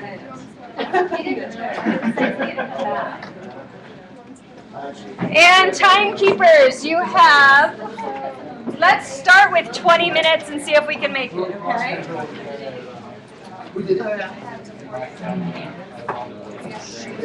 Like you did, and that's like. Do you guys have a timekeeper? I'll Okay, yep. We're gonna shoot for 20 minutes, okay?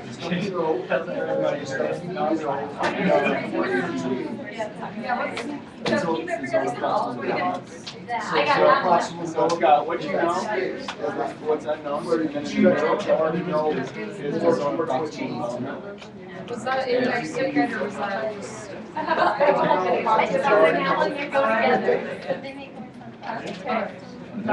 Hey folks!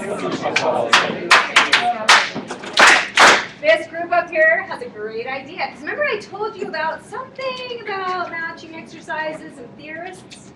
Yes. So sorting your terms by theorist before you begin may be worthwhile. Okay? Let's get our two, probably just say inner speech and self-talk should come together. Nope, cognitive apprenticeship is 45. Alright. That was one of the terms I Got PIG and I got But that's the cognitive series. since I know a lot about PIG, I got separating them out.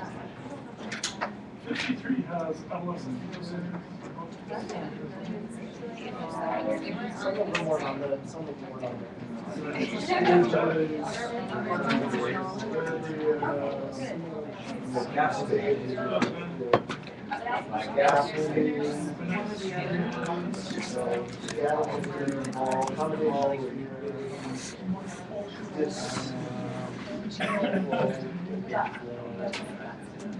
stages.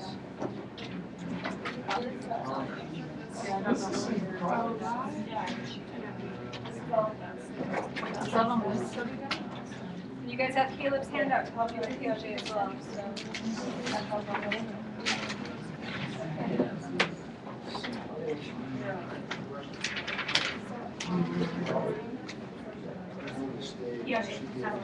formal operation.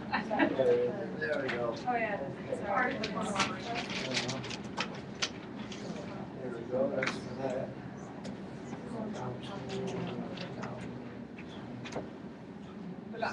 These are all, I don't know if it's on the, I would imagine.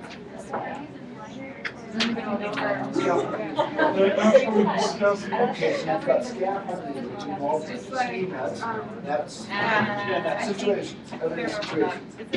So, first, we have what we already know, which we would call our funds of knowledge. I think, I got some from the operational, let's make sure we were on the same page. Funds of knowledge is the God through, because our funds of knowledge can be community-based as well as personal-based.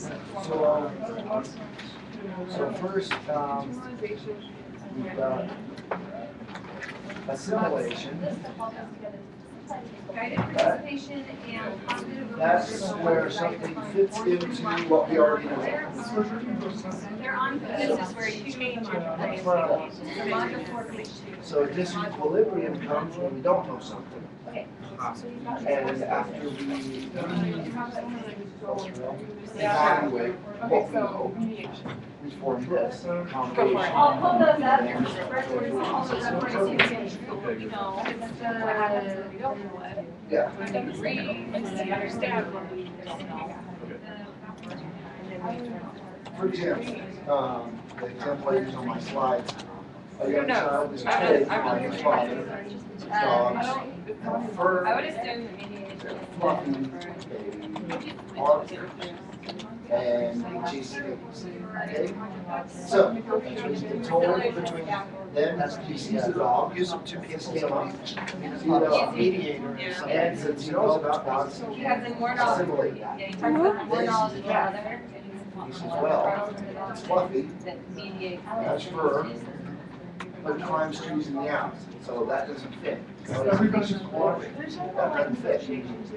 So he says, what the heck is this, Dad? He says, that's a cat. I said, oh, okay, I can accommodate that information and interrelate. There we go, and that process is called scaffolding. So all of those definitions of guided participation in cognitive apprenticeship are up here. If anybody wants to know those what? Guided participation in cognitive apprenticeship, they're not in the text. And these are the 4 stages of development. Test is online. Oh, okay. Oh, yeah, I do. So, Scaffolding is like, that's what I'm like, encouragement, like, hey, yeah, it's just different methods in which to resolve disequilibrium. What they learn. Because you're going to take, you know, there's certain information that your students are going to be able to assimilate.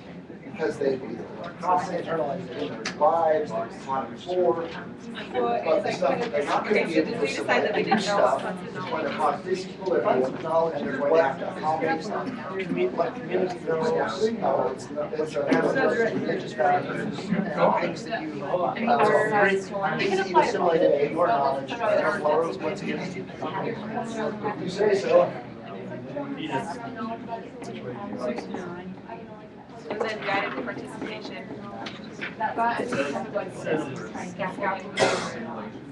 the way that I understood that, for example, right here, the that's teacher's long doing like a problem on the board and has, it's like, what's the next part? And then we jot down into fine. I didn't use that one for my stuff, I used a bunch of others. Okay. But you get the scaffold. What's scaffold? Okay. So we've got, Like this guy. and then you'll eventually pull that away. Right. It's just like, Adolescent egocentrism. Anybody know what that is? yeah, it's like, I feel like, they're for quite class. Right. Like no matter what they do, everybody's gonna see it, because everybody's paying attention to it all the time. You know? And self-talk, that's just kind of part of their self-esteem, it's what, how they speak to themselves in that situation. What was that inner speech? So self-talk would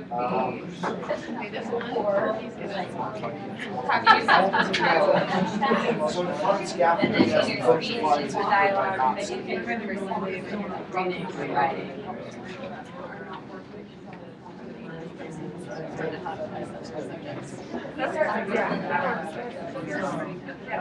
So self-talk is also Funds of knowledge, as far as I understand, is part of zones of proximate development.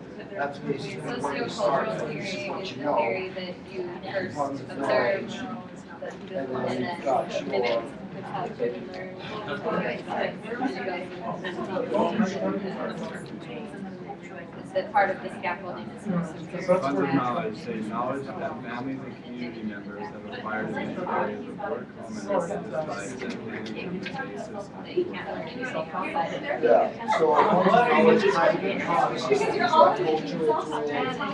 And also their, cognitive apprenticeship kind of speaks for itself, apprentice. So it's the adults, what they already know, you know, teaching their children, you know. Exactly. I remember that they do that in schools, that like a fifth grader can That read works the with coach and stuff, because they stretch that so together, because they have their inner speech and their self-talk, teaching some of their things in their own proximate development. Where they teach themselves and stretch their own selves. And then you've also got their apprenticeship with other members of the community, their family, teachers, also. Are they though? Mediation, I think that's just that middle ground in zone of proximate development, as far as I understand it. I think that's like a 7 to 11 one. What is Only be applied. Yeah, participation. Like objects like One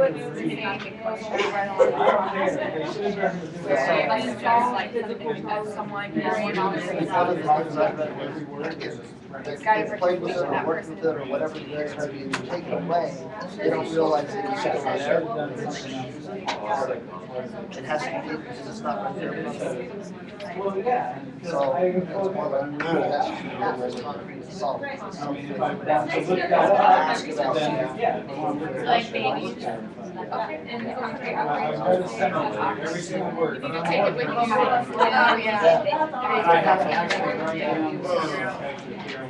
Like peekaboo is so frightening. Yeah, like they don't understand, like, that you're not there. So where do we put our work? Yeah, if they. That you don't get, grab a piece of tape, stick it over there in that blank part of the wall. Like you couldn't read it. There's some debate on this. You can take a concept.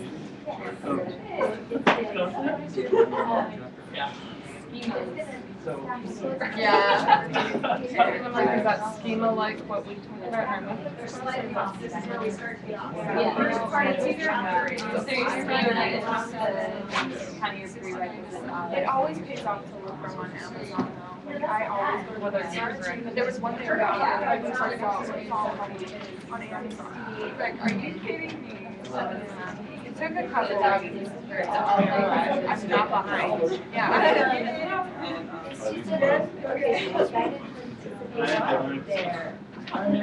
Did you only put the, did you only put the one material? Which one you do? Purple one's the Frederick. Are you guys on my, just what are you?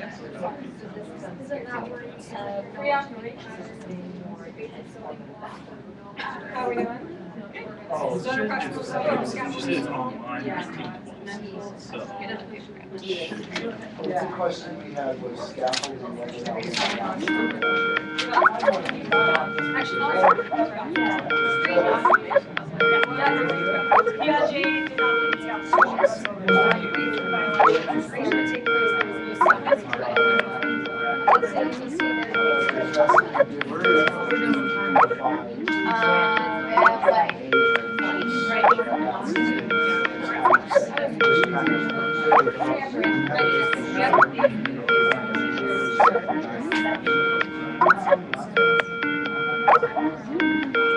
Somebody's calling me on Skype in the class. That's what that noise is. It's probably my mother-in-law. $5. Nope. It's crap. Okay. Sensory motor, where you have to like. Yeah, that's what I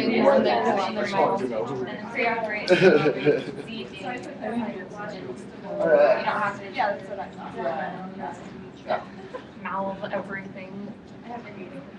Do you see problems with what we've come up I with? give you like things from like 2 PRJ was more That's basically what you're try something you can't do all and to a certain extent, it does make sense. It's only at what age is this start producing? The thing I wrote down on this slide, Sarah can't really say this, but they want to have it rule like. They don't understand that that was, yes, what do you teach them to figure out the right way to teach them? That's fine, where they're just trying to get this, everything has to be kind of. It's really obvious when we answer the questions on things like about how to discuss Wait, that's I'll start to think about it all about touching you and just like kind people. Question. Yeah,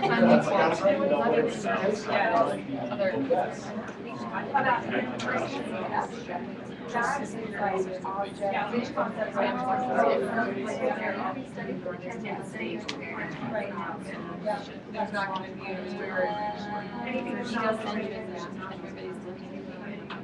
because you're standing. And these like like that. What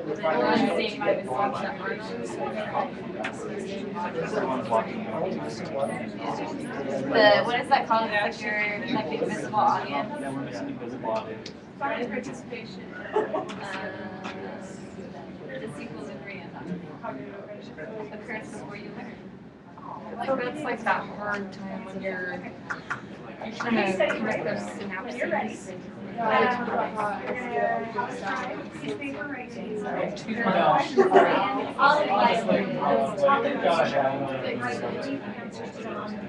I mean, I feel like your brain's tired. Now I feel like I know why. It's like missing all these like physical connections. It really is tired. Yeah, no, I feel like my brain gets exhausted. It gets more abstract. But then like the more you do it, yeah, well, it just takes too much. Just like my muscles, if I ever. Like by the end of the day, after like It's just like I'm done. Yeah, how my work and way back. I just don't even know how much friends.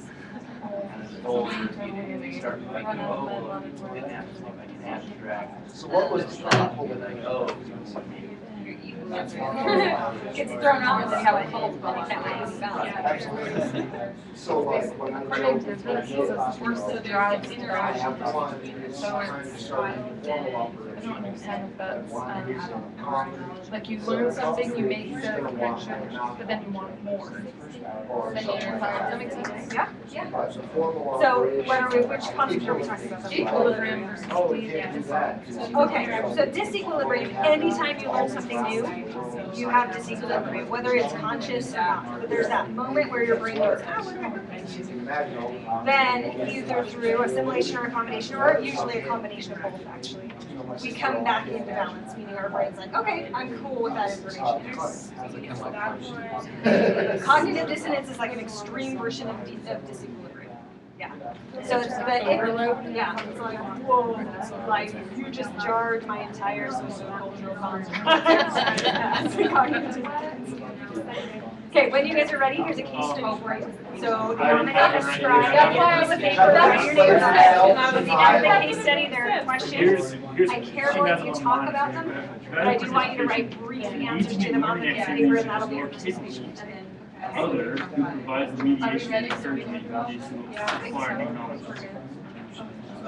So like when they have the 6th graders and the 1st graders do a project. What's the difference between these two?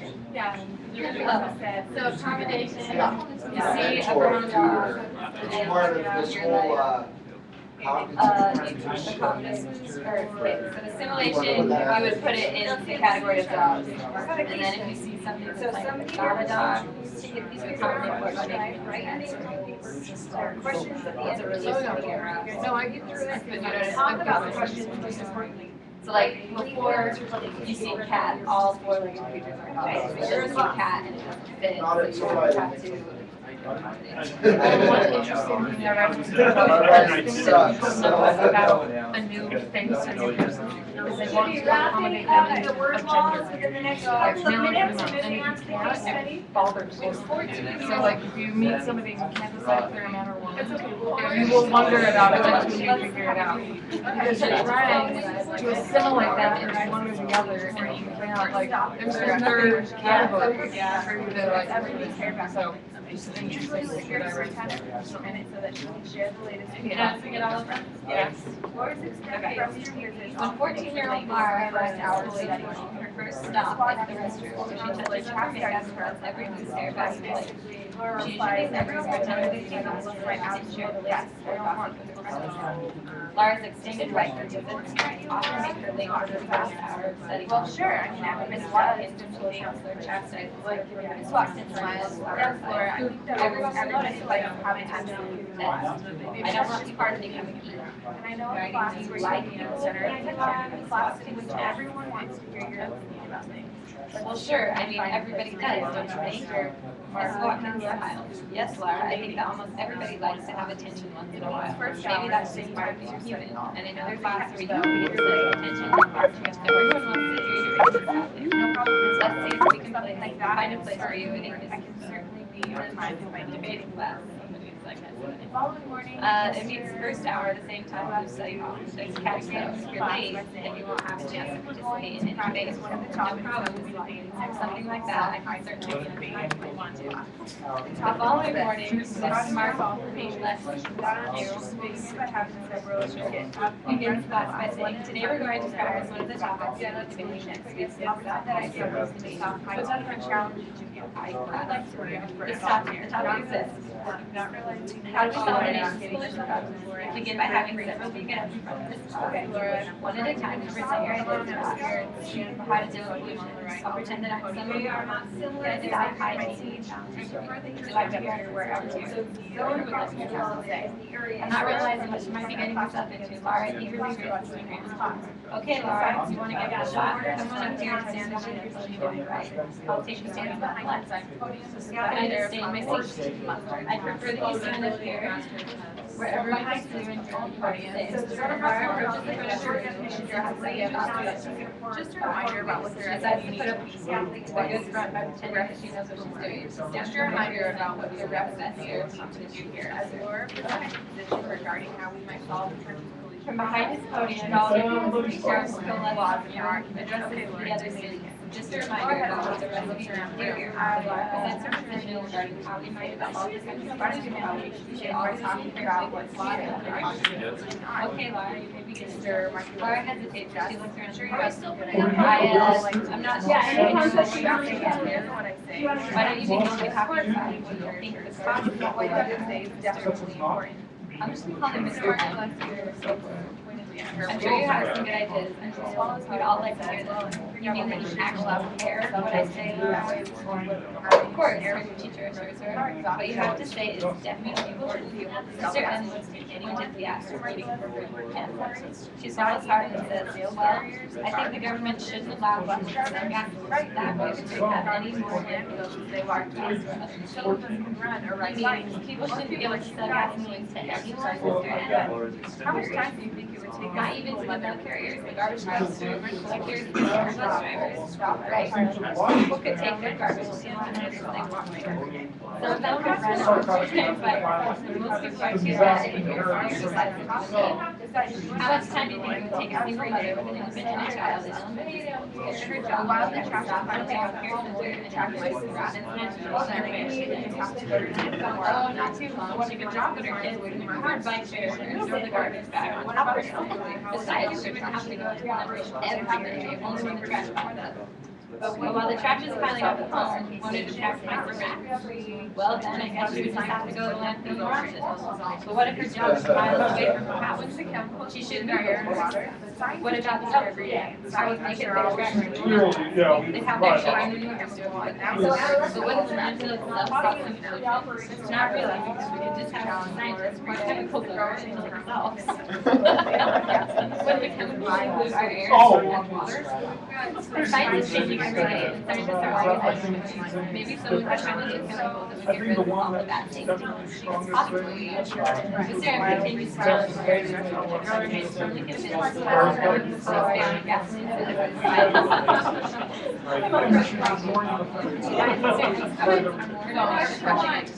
From the perspective of singularity and theory, dilating air causing like that day, Mr. and Justin are still unreasonable. Okay, so the question, from the perspective of Piaget theory, in which stage of cognitive development is Laura justify your response?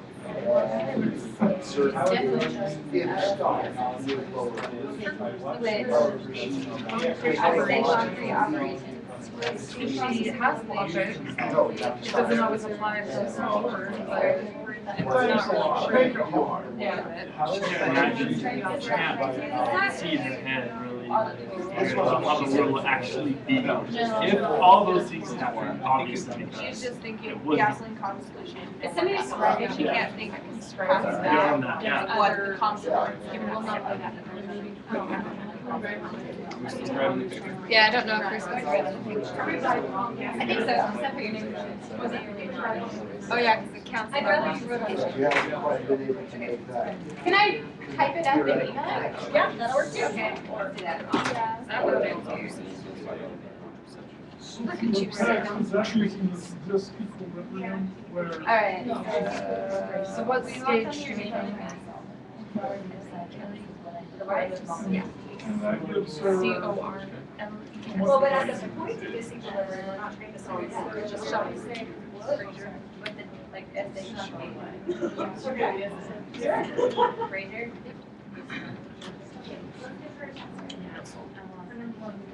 Now, students together.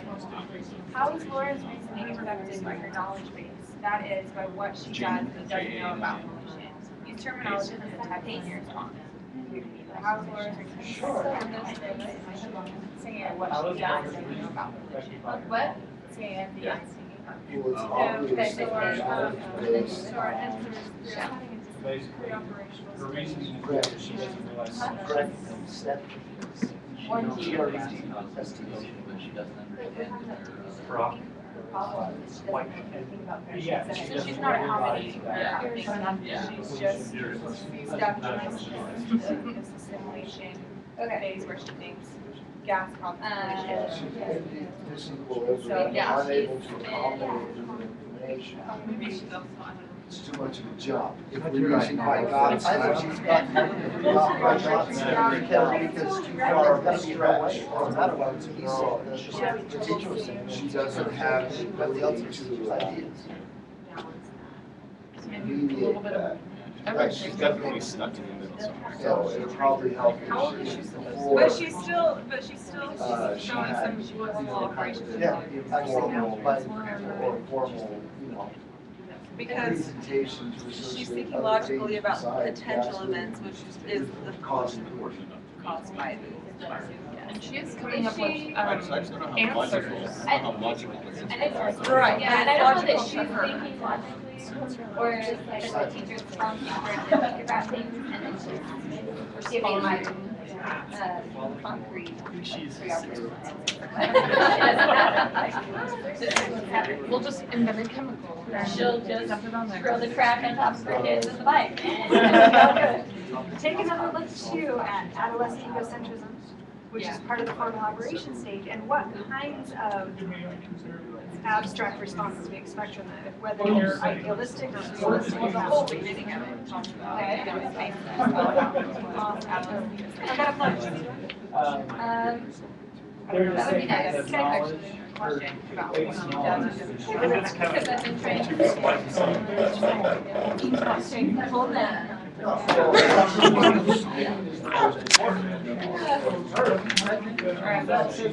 How is Laura's reasoning affected by her knowledge base? That is, by what she does and doesn't know about this. She's used terminology from the text. So, what is her knowledge base? Probably pretty limited. But I know pollution is bad, and that's probably it. And the pollution is caused by gasoline. Yeah, she didn't even think this was By posing a series of questions, Mr. Markowitz is continually challenging Laura to reconsider. What's the terminology that we like? have to What are decide? potential benefits of this strategy? Use terminology from Use her egocentrism. Not allow We were on number 2. I think that her egocentrism is really hurting her. From Vygotsky, She's more concerned she's like trying to take her funds looking of good knowledge and not. and using valuable information.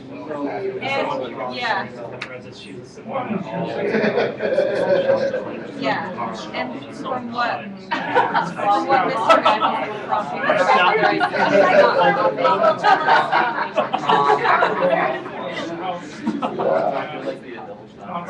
So she's accelerating education. Kyle, Yes. Remind me to wear my t-shirt next week. Okay. Okay, just say, wear the blah blah t-shirt. He needs to finish what he was doing. Are you ready? Okay. So, Read the All right. question to me one more Okay. time, so I can Yeah. She could just. By posing a series of questions, Mr. Markowitz continually challenges Laura to reconsider and think about her pollution problem. What are potential benefits of this strategy? That's really good for our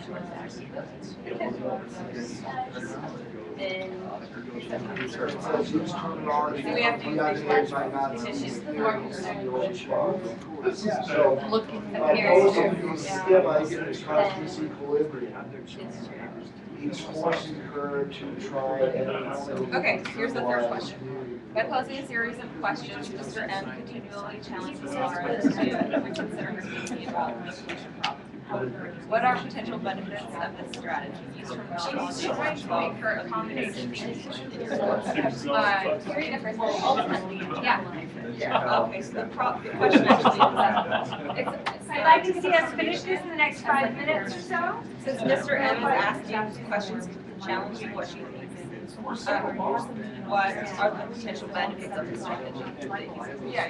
You see your vocabulary is changing, you make that more way. Challenging what she knows by offering questions of what she says and what else is there, what, you know, challenging. And that's just that guy by God's concept. Yeah, Given the yeah. nature of the Because they're guiding pressure for this, she can try to figure it out. Well, then I understanding, so we carry. Okay, well, there are other students. It's just that. I heard that. Yeah, just making sure. Yeah, I think how they put it set it up, it was teacher against Laura, and all the kids just had to write down. How many teachers have to pretend like that? So, yeah. I think that's like guide. Yeah, that's what I think. That's so awkward. He's trying to start It's just like, you know, gaining knowledge from strategies someone. and guidance, mediation, trying to afford It kind of forces him stretch. that, that's just that front stage where he has to. And So- should we put that Not one doing it in well, equilibrium? No, I haven't. I just experience in that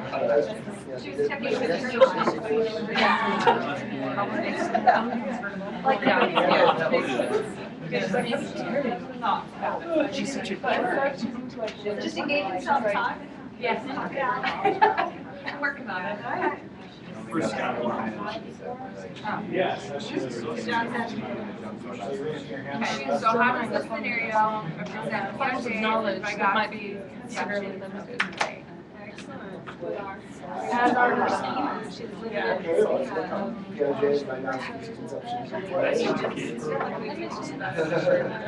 Who's got the text? What are you looking at? Piaget is, but you look up and down, speak fluent. So instead of us making Can look it up. where is play? Look at that matter. Play on Sure. Go to read the next one. So, according to Piaget, Scenario represent. play is a vehicle for cognitive development through active exploration of your environment. Okay?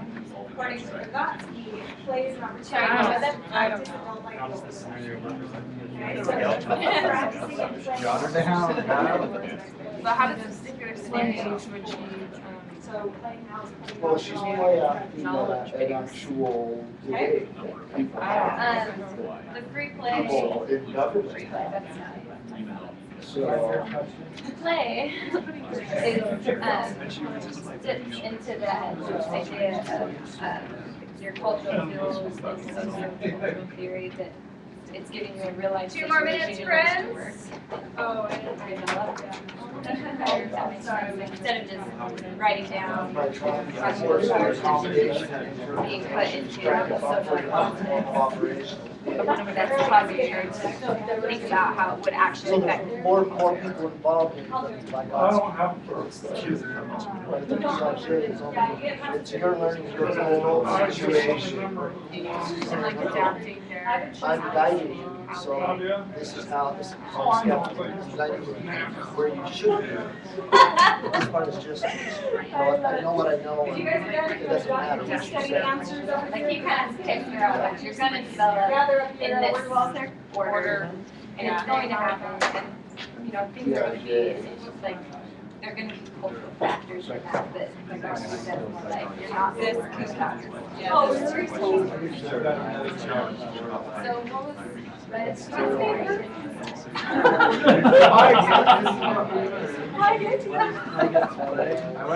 Okay, so the definition of play is you guys take it. So Piaget advocates play as an opportunity for kids to engage in active exploration of the environment. So he wants play to be hands-on, building things, doing things, figuring out how things work. Okay? By themselves. Yeah, typically by themselves. Okay, or with peers at the same level. She's engaging in the debate, so she's actively exploring it. But Vygotsky's idea of play is that we use play to practice adult roles in our sociocultural setting. So we can pretend to be a doctor, we can pretend to be a mom, we can pretend to be whatever, and we're practicing the sociocultural norms by doing that. So Vygotsky says practice it, Piaget says do it. Yep. There we go. There you go. Sorry, this is a general context. There we go. I just have to share back from the right shoulder. So you have actually, it's actual, yeah, sorry, But it's not a real life scenario unless you're like an environmentalist. Like Piaget saying, that's why. I don't know, or do I have it backwards? I have it backwards, like my bubble. No, because they were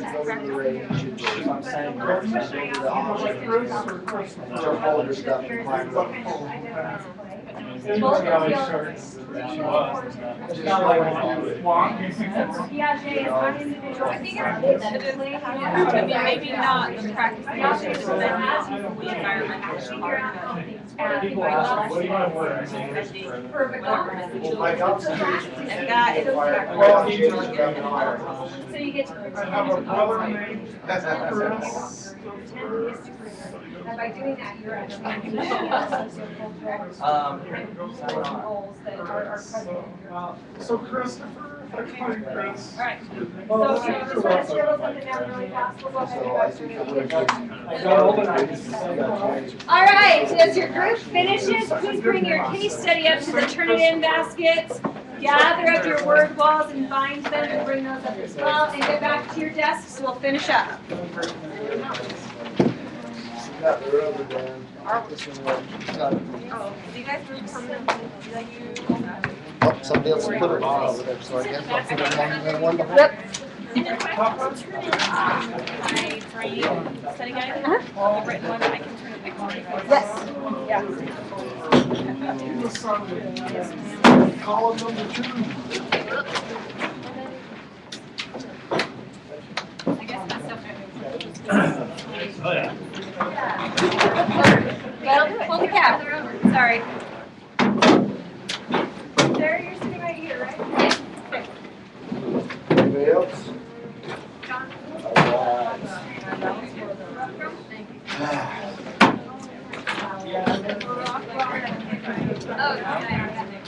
It's nice accommodating with you folks.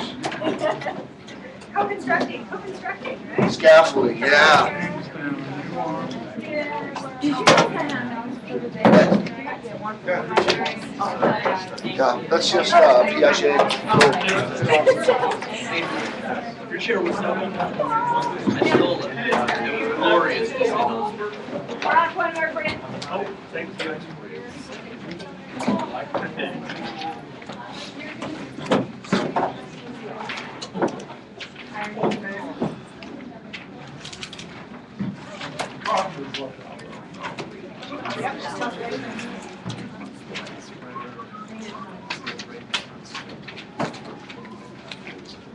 All right.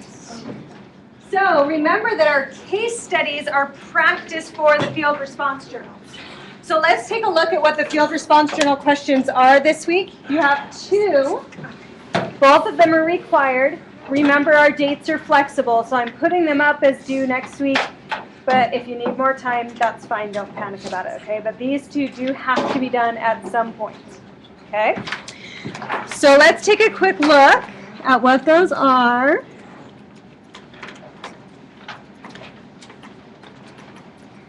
And where you find them. So you can go to the assignments area and all the field response journals are in there. So you can just click on the individual ones.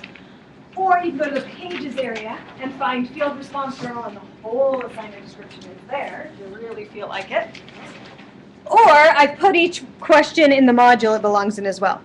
So in pretty much every module, page 3 is where you're going to find the video from class, the PowerPoint if I used one in class. Okay, so normally when you're going through and doing the module to begin with, doing your study guide, this is what you see on the page. So now go to class, and there will be a video here at some point. After class, the video will magically appear. Okay? After a couple hours of me playing. Okay. Then it says, now remember to go back through, finish up your cognitive development study guide and turn that in. And then it'll tell you if there are any field response journal questions to answer. Okay? So, question 1. What evidence do you see of specific teacher behavior? So let's point out a couple things that I'm looking for here, okay? And I'm sure you've all watched the intriguing video of how to respond to a field response journal question at this point. It was amazing. But wasn't it spectacular? If you haven't seen the video yet, it's on each of the assignment pages for the field response journal. So you can't escape it. It's there. It was like 14 minutes long. All right, so question is, what evidence do you see of specific, now big underline right here, teacher behaviors, we're analyzing the teacher, okay, that are geared towards, sorry, I'm on the wrong one, that are geared toward Piaget's theories and the developmental levels of children at particular ages. Cite specific examples, make clear connections to Piaget's work, make sure you reference the text. So, as I pointed out in the video, there are a few things I'm looking for. I'm looking for specific examples from the classroom. So don't just say, oh yes, the teacher taught you concrete operations, it was awesome. That will not cut it, okay? I need a story from the classroom. I need you to use vocab from the theory and underline it, okay? So if you say something like, the teacher was teaching at a formal operations level, underline formal operations. Okay, so any vocabulary you're using from the theory, underline it in your response. So specific examples, use the vocab, and make sure that you tie the vocab to what you're actually talking about, okay? So sometimes I'll say, the teacher was teaching the formal operations. He asked questions. And these were the questions that they asked. But there's no bridge between formal operations and that example you're giving me. So say, these are formal operational questions because they're asking for abstract responses.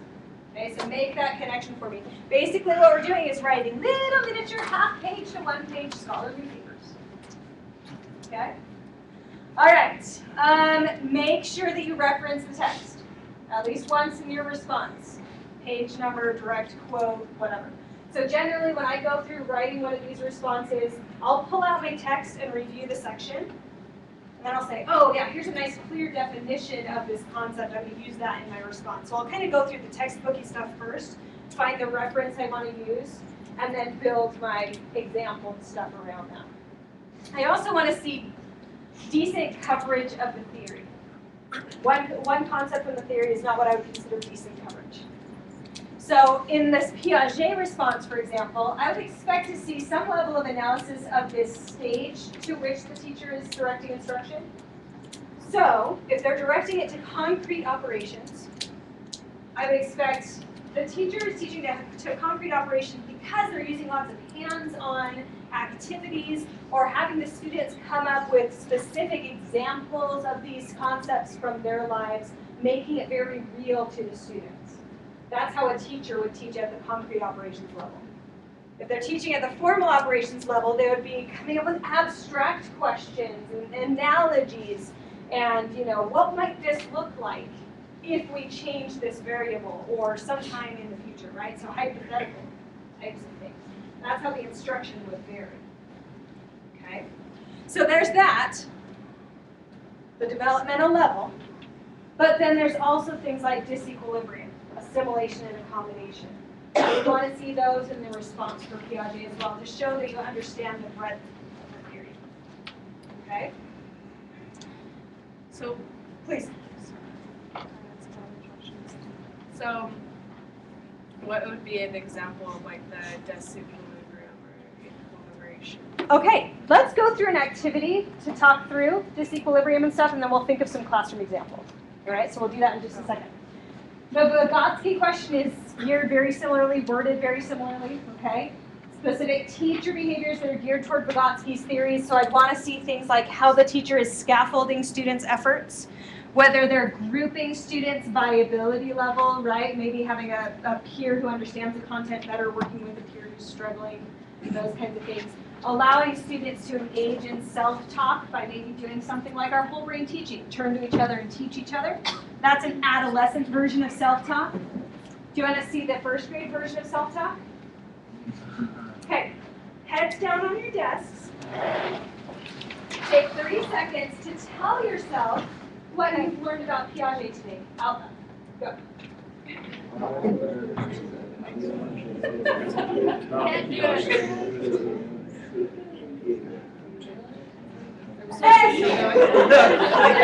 It's hard. Yeah, first graders are a lot better than we are because we have the whole adolescent egocentrism thing still going on. So we're like, you put me able to do this. Which I find entertaining because we're all doing it, and yet all thinking that everybody's making, I don't know how this works. But it's okay.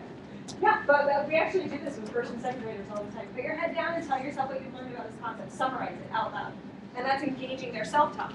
But getting an adolescent to do that doesn't work as well. So we'll say, turn to your partner and share it that way. And it's still self-talk.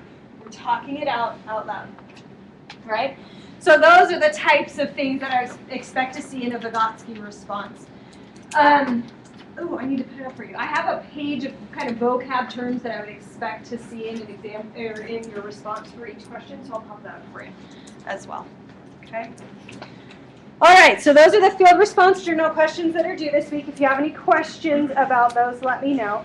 What I'm planning for these first few, so if you've done 5 and 6, 5 or 6, okay, and particularly for 1 and 2, if you get those up within the next couple of weeks, I'll read through them and let you revise those ones, okay?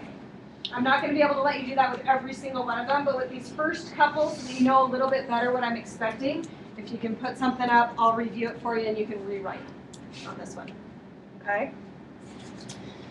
All right, so let's go through just a little bit on Piaget before I let you go. We're getting close. First, some general principles of development.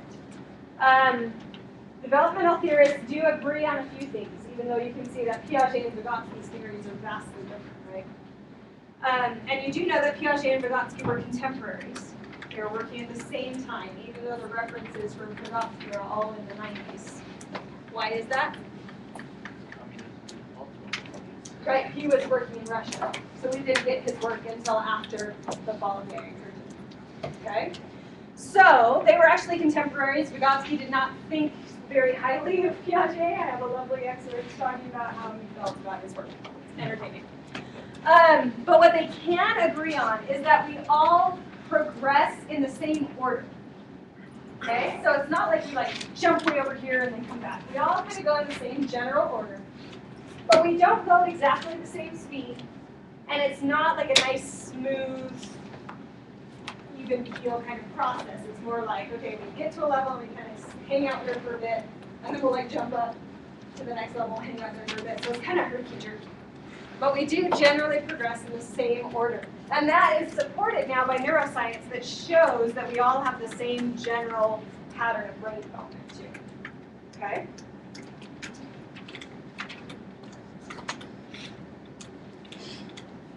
Okay, some things that impact cognitive development. First of all, we simply have to have the physical development of the brain in order for this to work.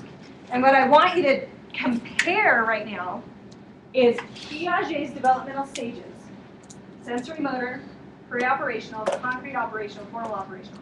Compare that with what we just learned about the development of the neuroanatomy.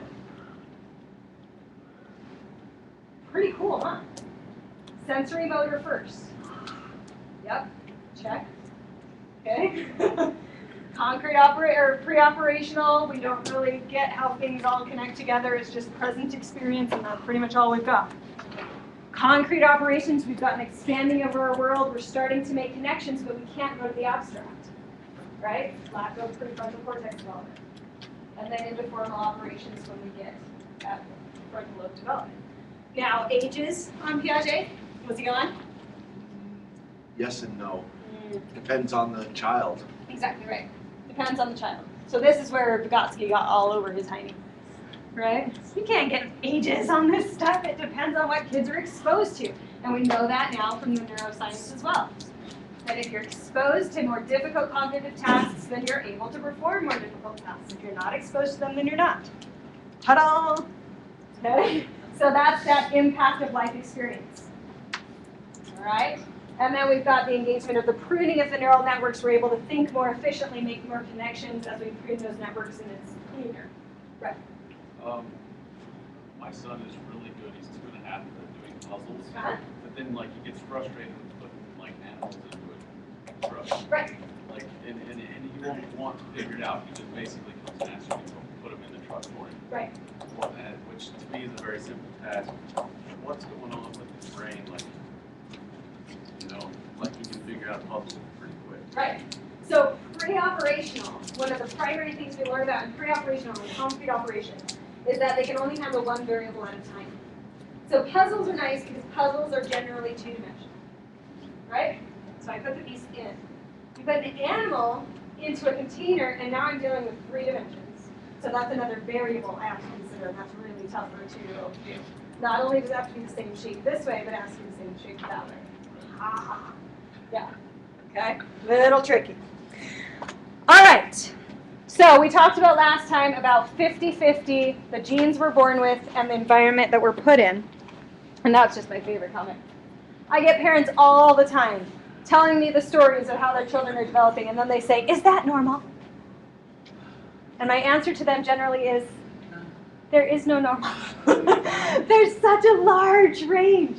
A lot of parents are shocked to find out that we really don't worry about language development delays until about 2 to 3 years old. And you have people coming in and their kids are like 13 months old. They haven't said any words yet. It's okay. It's okay. Relax. But if they're getting up into 2 and 3 and they don't have any words yet, then we know there's a problem. But that's shocking to a lot of people to find out that that's how big the range is in which we would expect to see that particular developmental development. All right. So, kind of side by side, if we compare these two theorists, Piaget, you guys got this in your discussion, I could hear you, focuses on kind of the individual construction of knowledge. I have to get it in my head. Okay? I have to figure it out. That's what individual constructivism is. Okay? Versus Vygotsky, who says that we all work together to develop understanding, that co-construction. So by talking it out with people or looking at how other people in our culture have done it, we can figure it out that way. Okay? Now, peers are actually important in both, but in Piaget's theory, they're peers at the same level, that we work together at the same developmental level and kind of figure things out, whereas in Vygotsky's, we want peers of differing abilities so that they can kind of pull each other. Right? Serve as that more knowledgeable other. Notice that both of the theories were derived from observation. You can't really do experimental studies on human development. I shall stick this 2-year-old in a box and see what happens. That doesn't go over well. Really used to.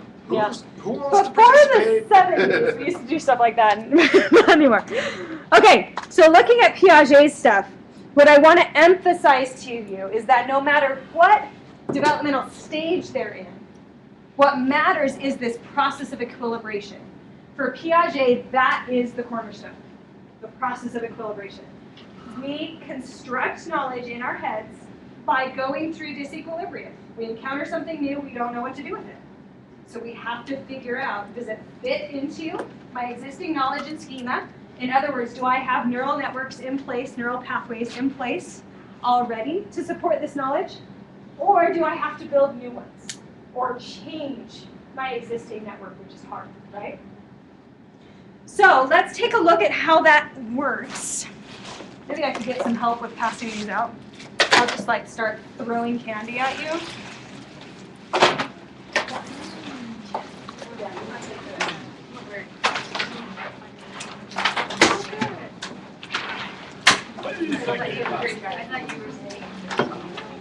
Thank you. Melissa's got more, so if they don't get all the way back. Perfect amount for this. We need more. Okay, any more? All right, what I want you to do is open up your sweethearts, folks, and sort them in any way that makes sense to you. Just organize them in some way.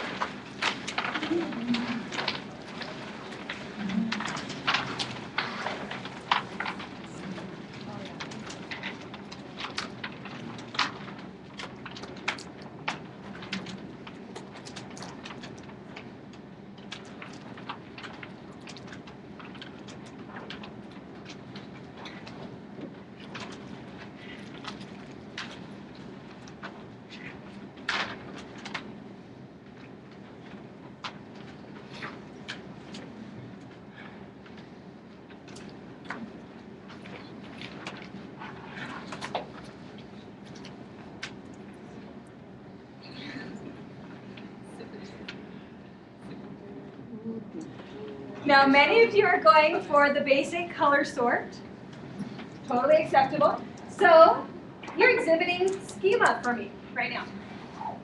You're categorizing information in your brain, right? So these are schema that you've just laid out for me on your table. Schema are simply categories that we create in our brain. In neuroscience terms, we would say that they are neural networks, so connected pathways within the brain. That's what schema are. So there are connections, and they all kind of weave together. Okay? So some kind of common thread. Now, some of you did not do the simple color sort. Kim? I did a letter from my husband one time where I got these and I actually wrote a letter. So I just did the same thing. So I just wrote, hey you, and then I wrote I, see ya, I got ya, because I am crazy for you. And I just kept on going on and just nice. Went with the story. Okay, so Kim's schema for this particular sort was different because of prior life experience, right? Than many of us. Okay, now what I'm going to ask you to do is sort them again in a different way. So figure out a different way to sort your candy sample.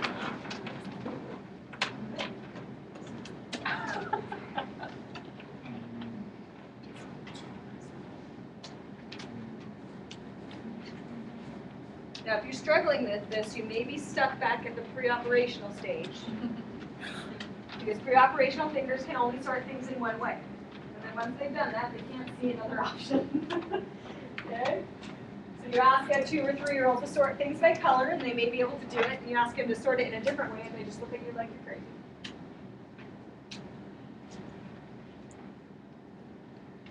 All right, so this shows the plasticity of our brains and our ability to change our schema to accommodate. I've asked you to do something different, and for many of you, that threw you into disequilibrium. Whoa, I have to do something different with them? But then you were able to accommodate and say, oh, okay, I can do that, And you were able to work through it. Now I'm going to throw a little wrench in your works here. Here we go. You ready? It's a good kind of wrench. Oh, that bothers me. The smell is so good. Okay, as I pass these out to you, add them to your schema. Everybody's like them except mine.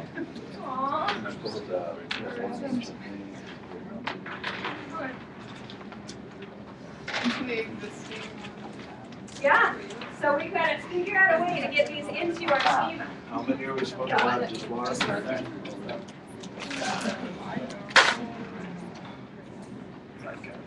There we go. I got mine. Done. How dare you touch off the legal?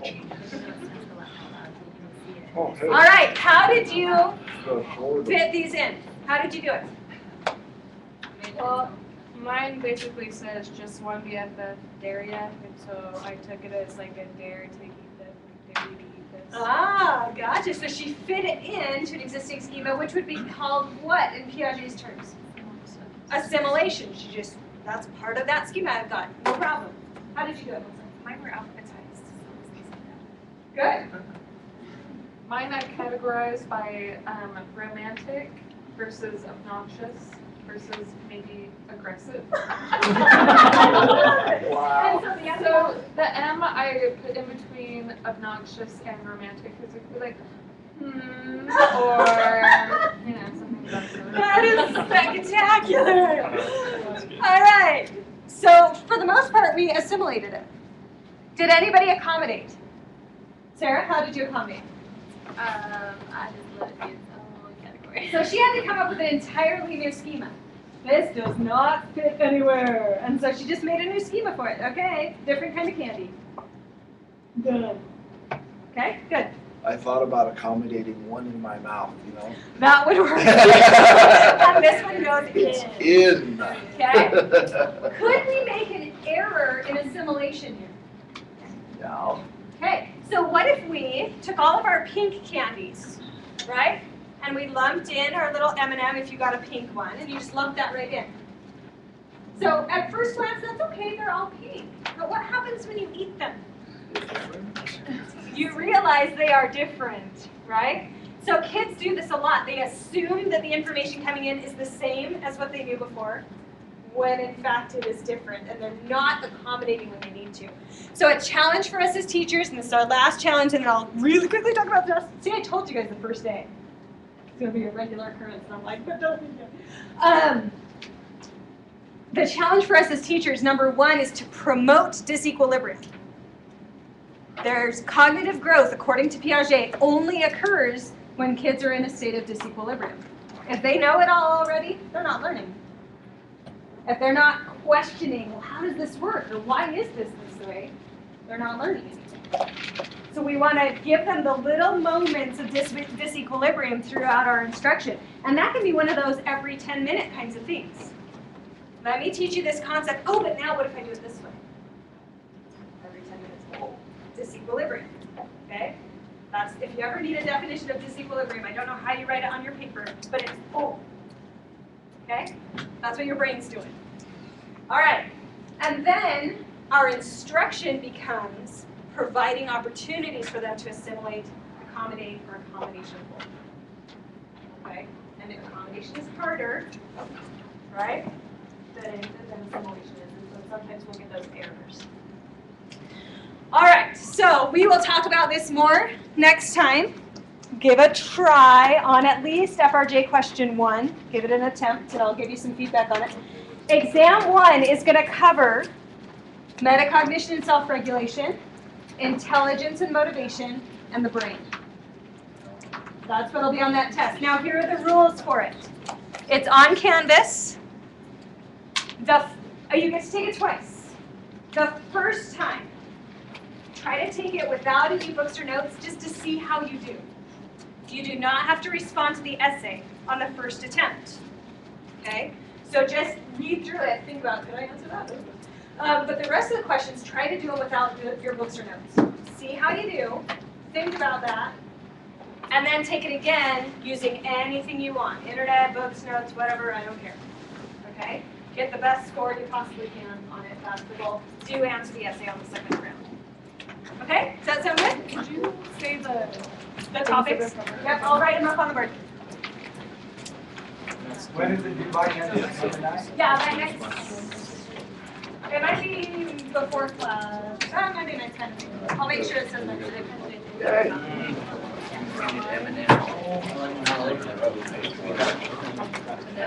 Sorry, Ella.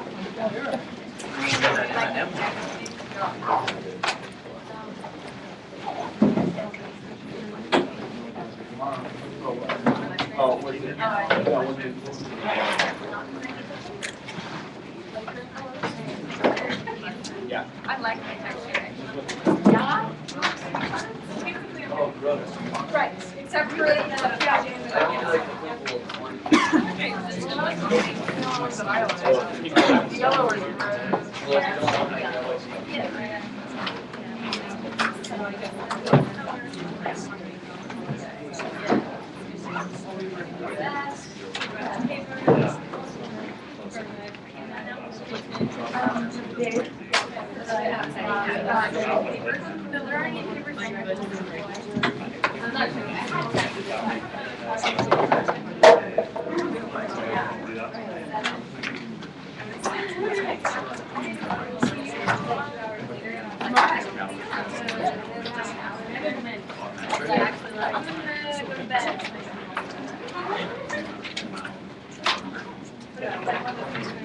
So with the coloring choices, they're drawing and things like that.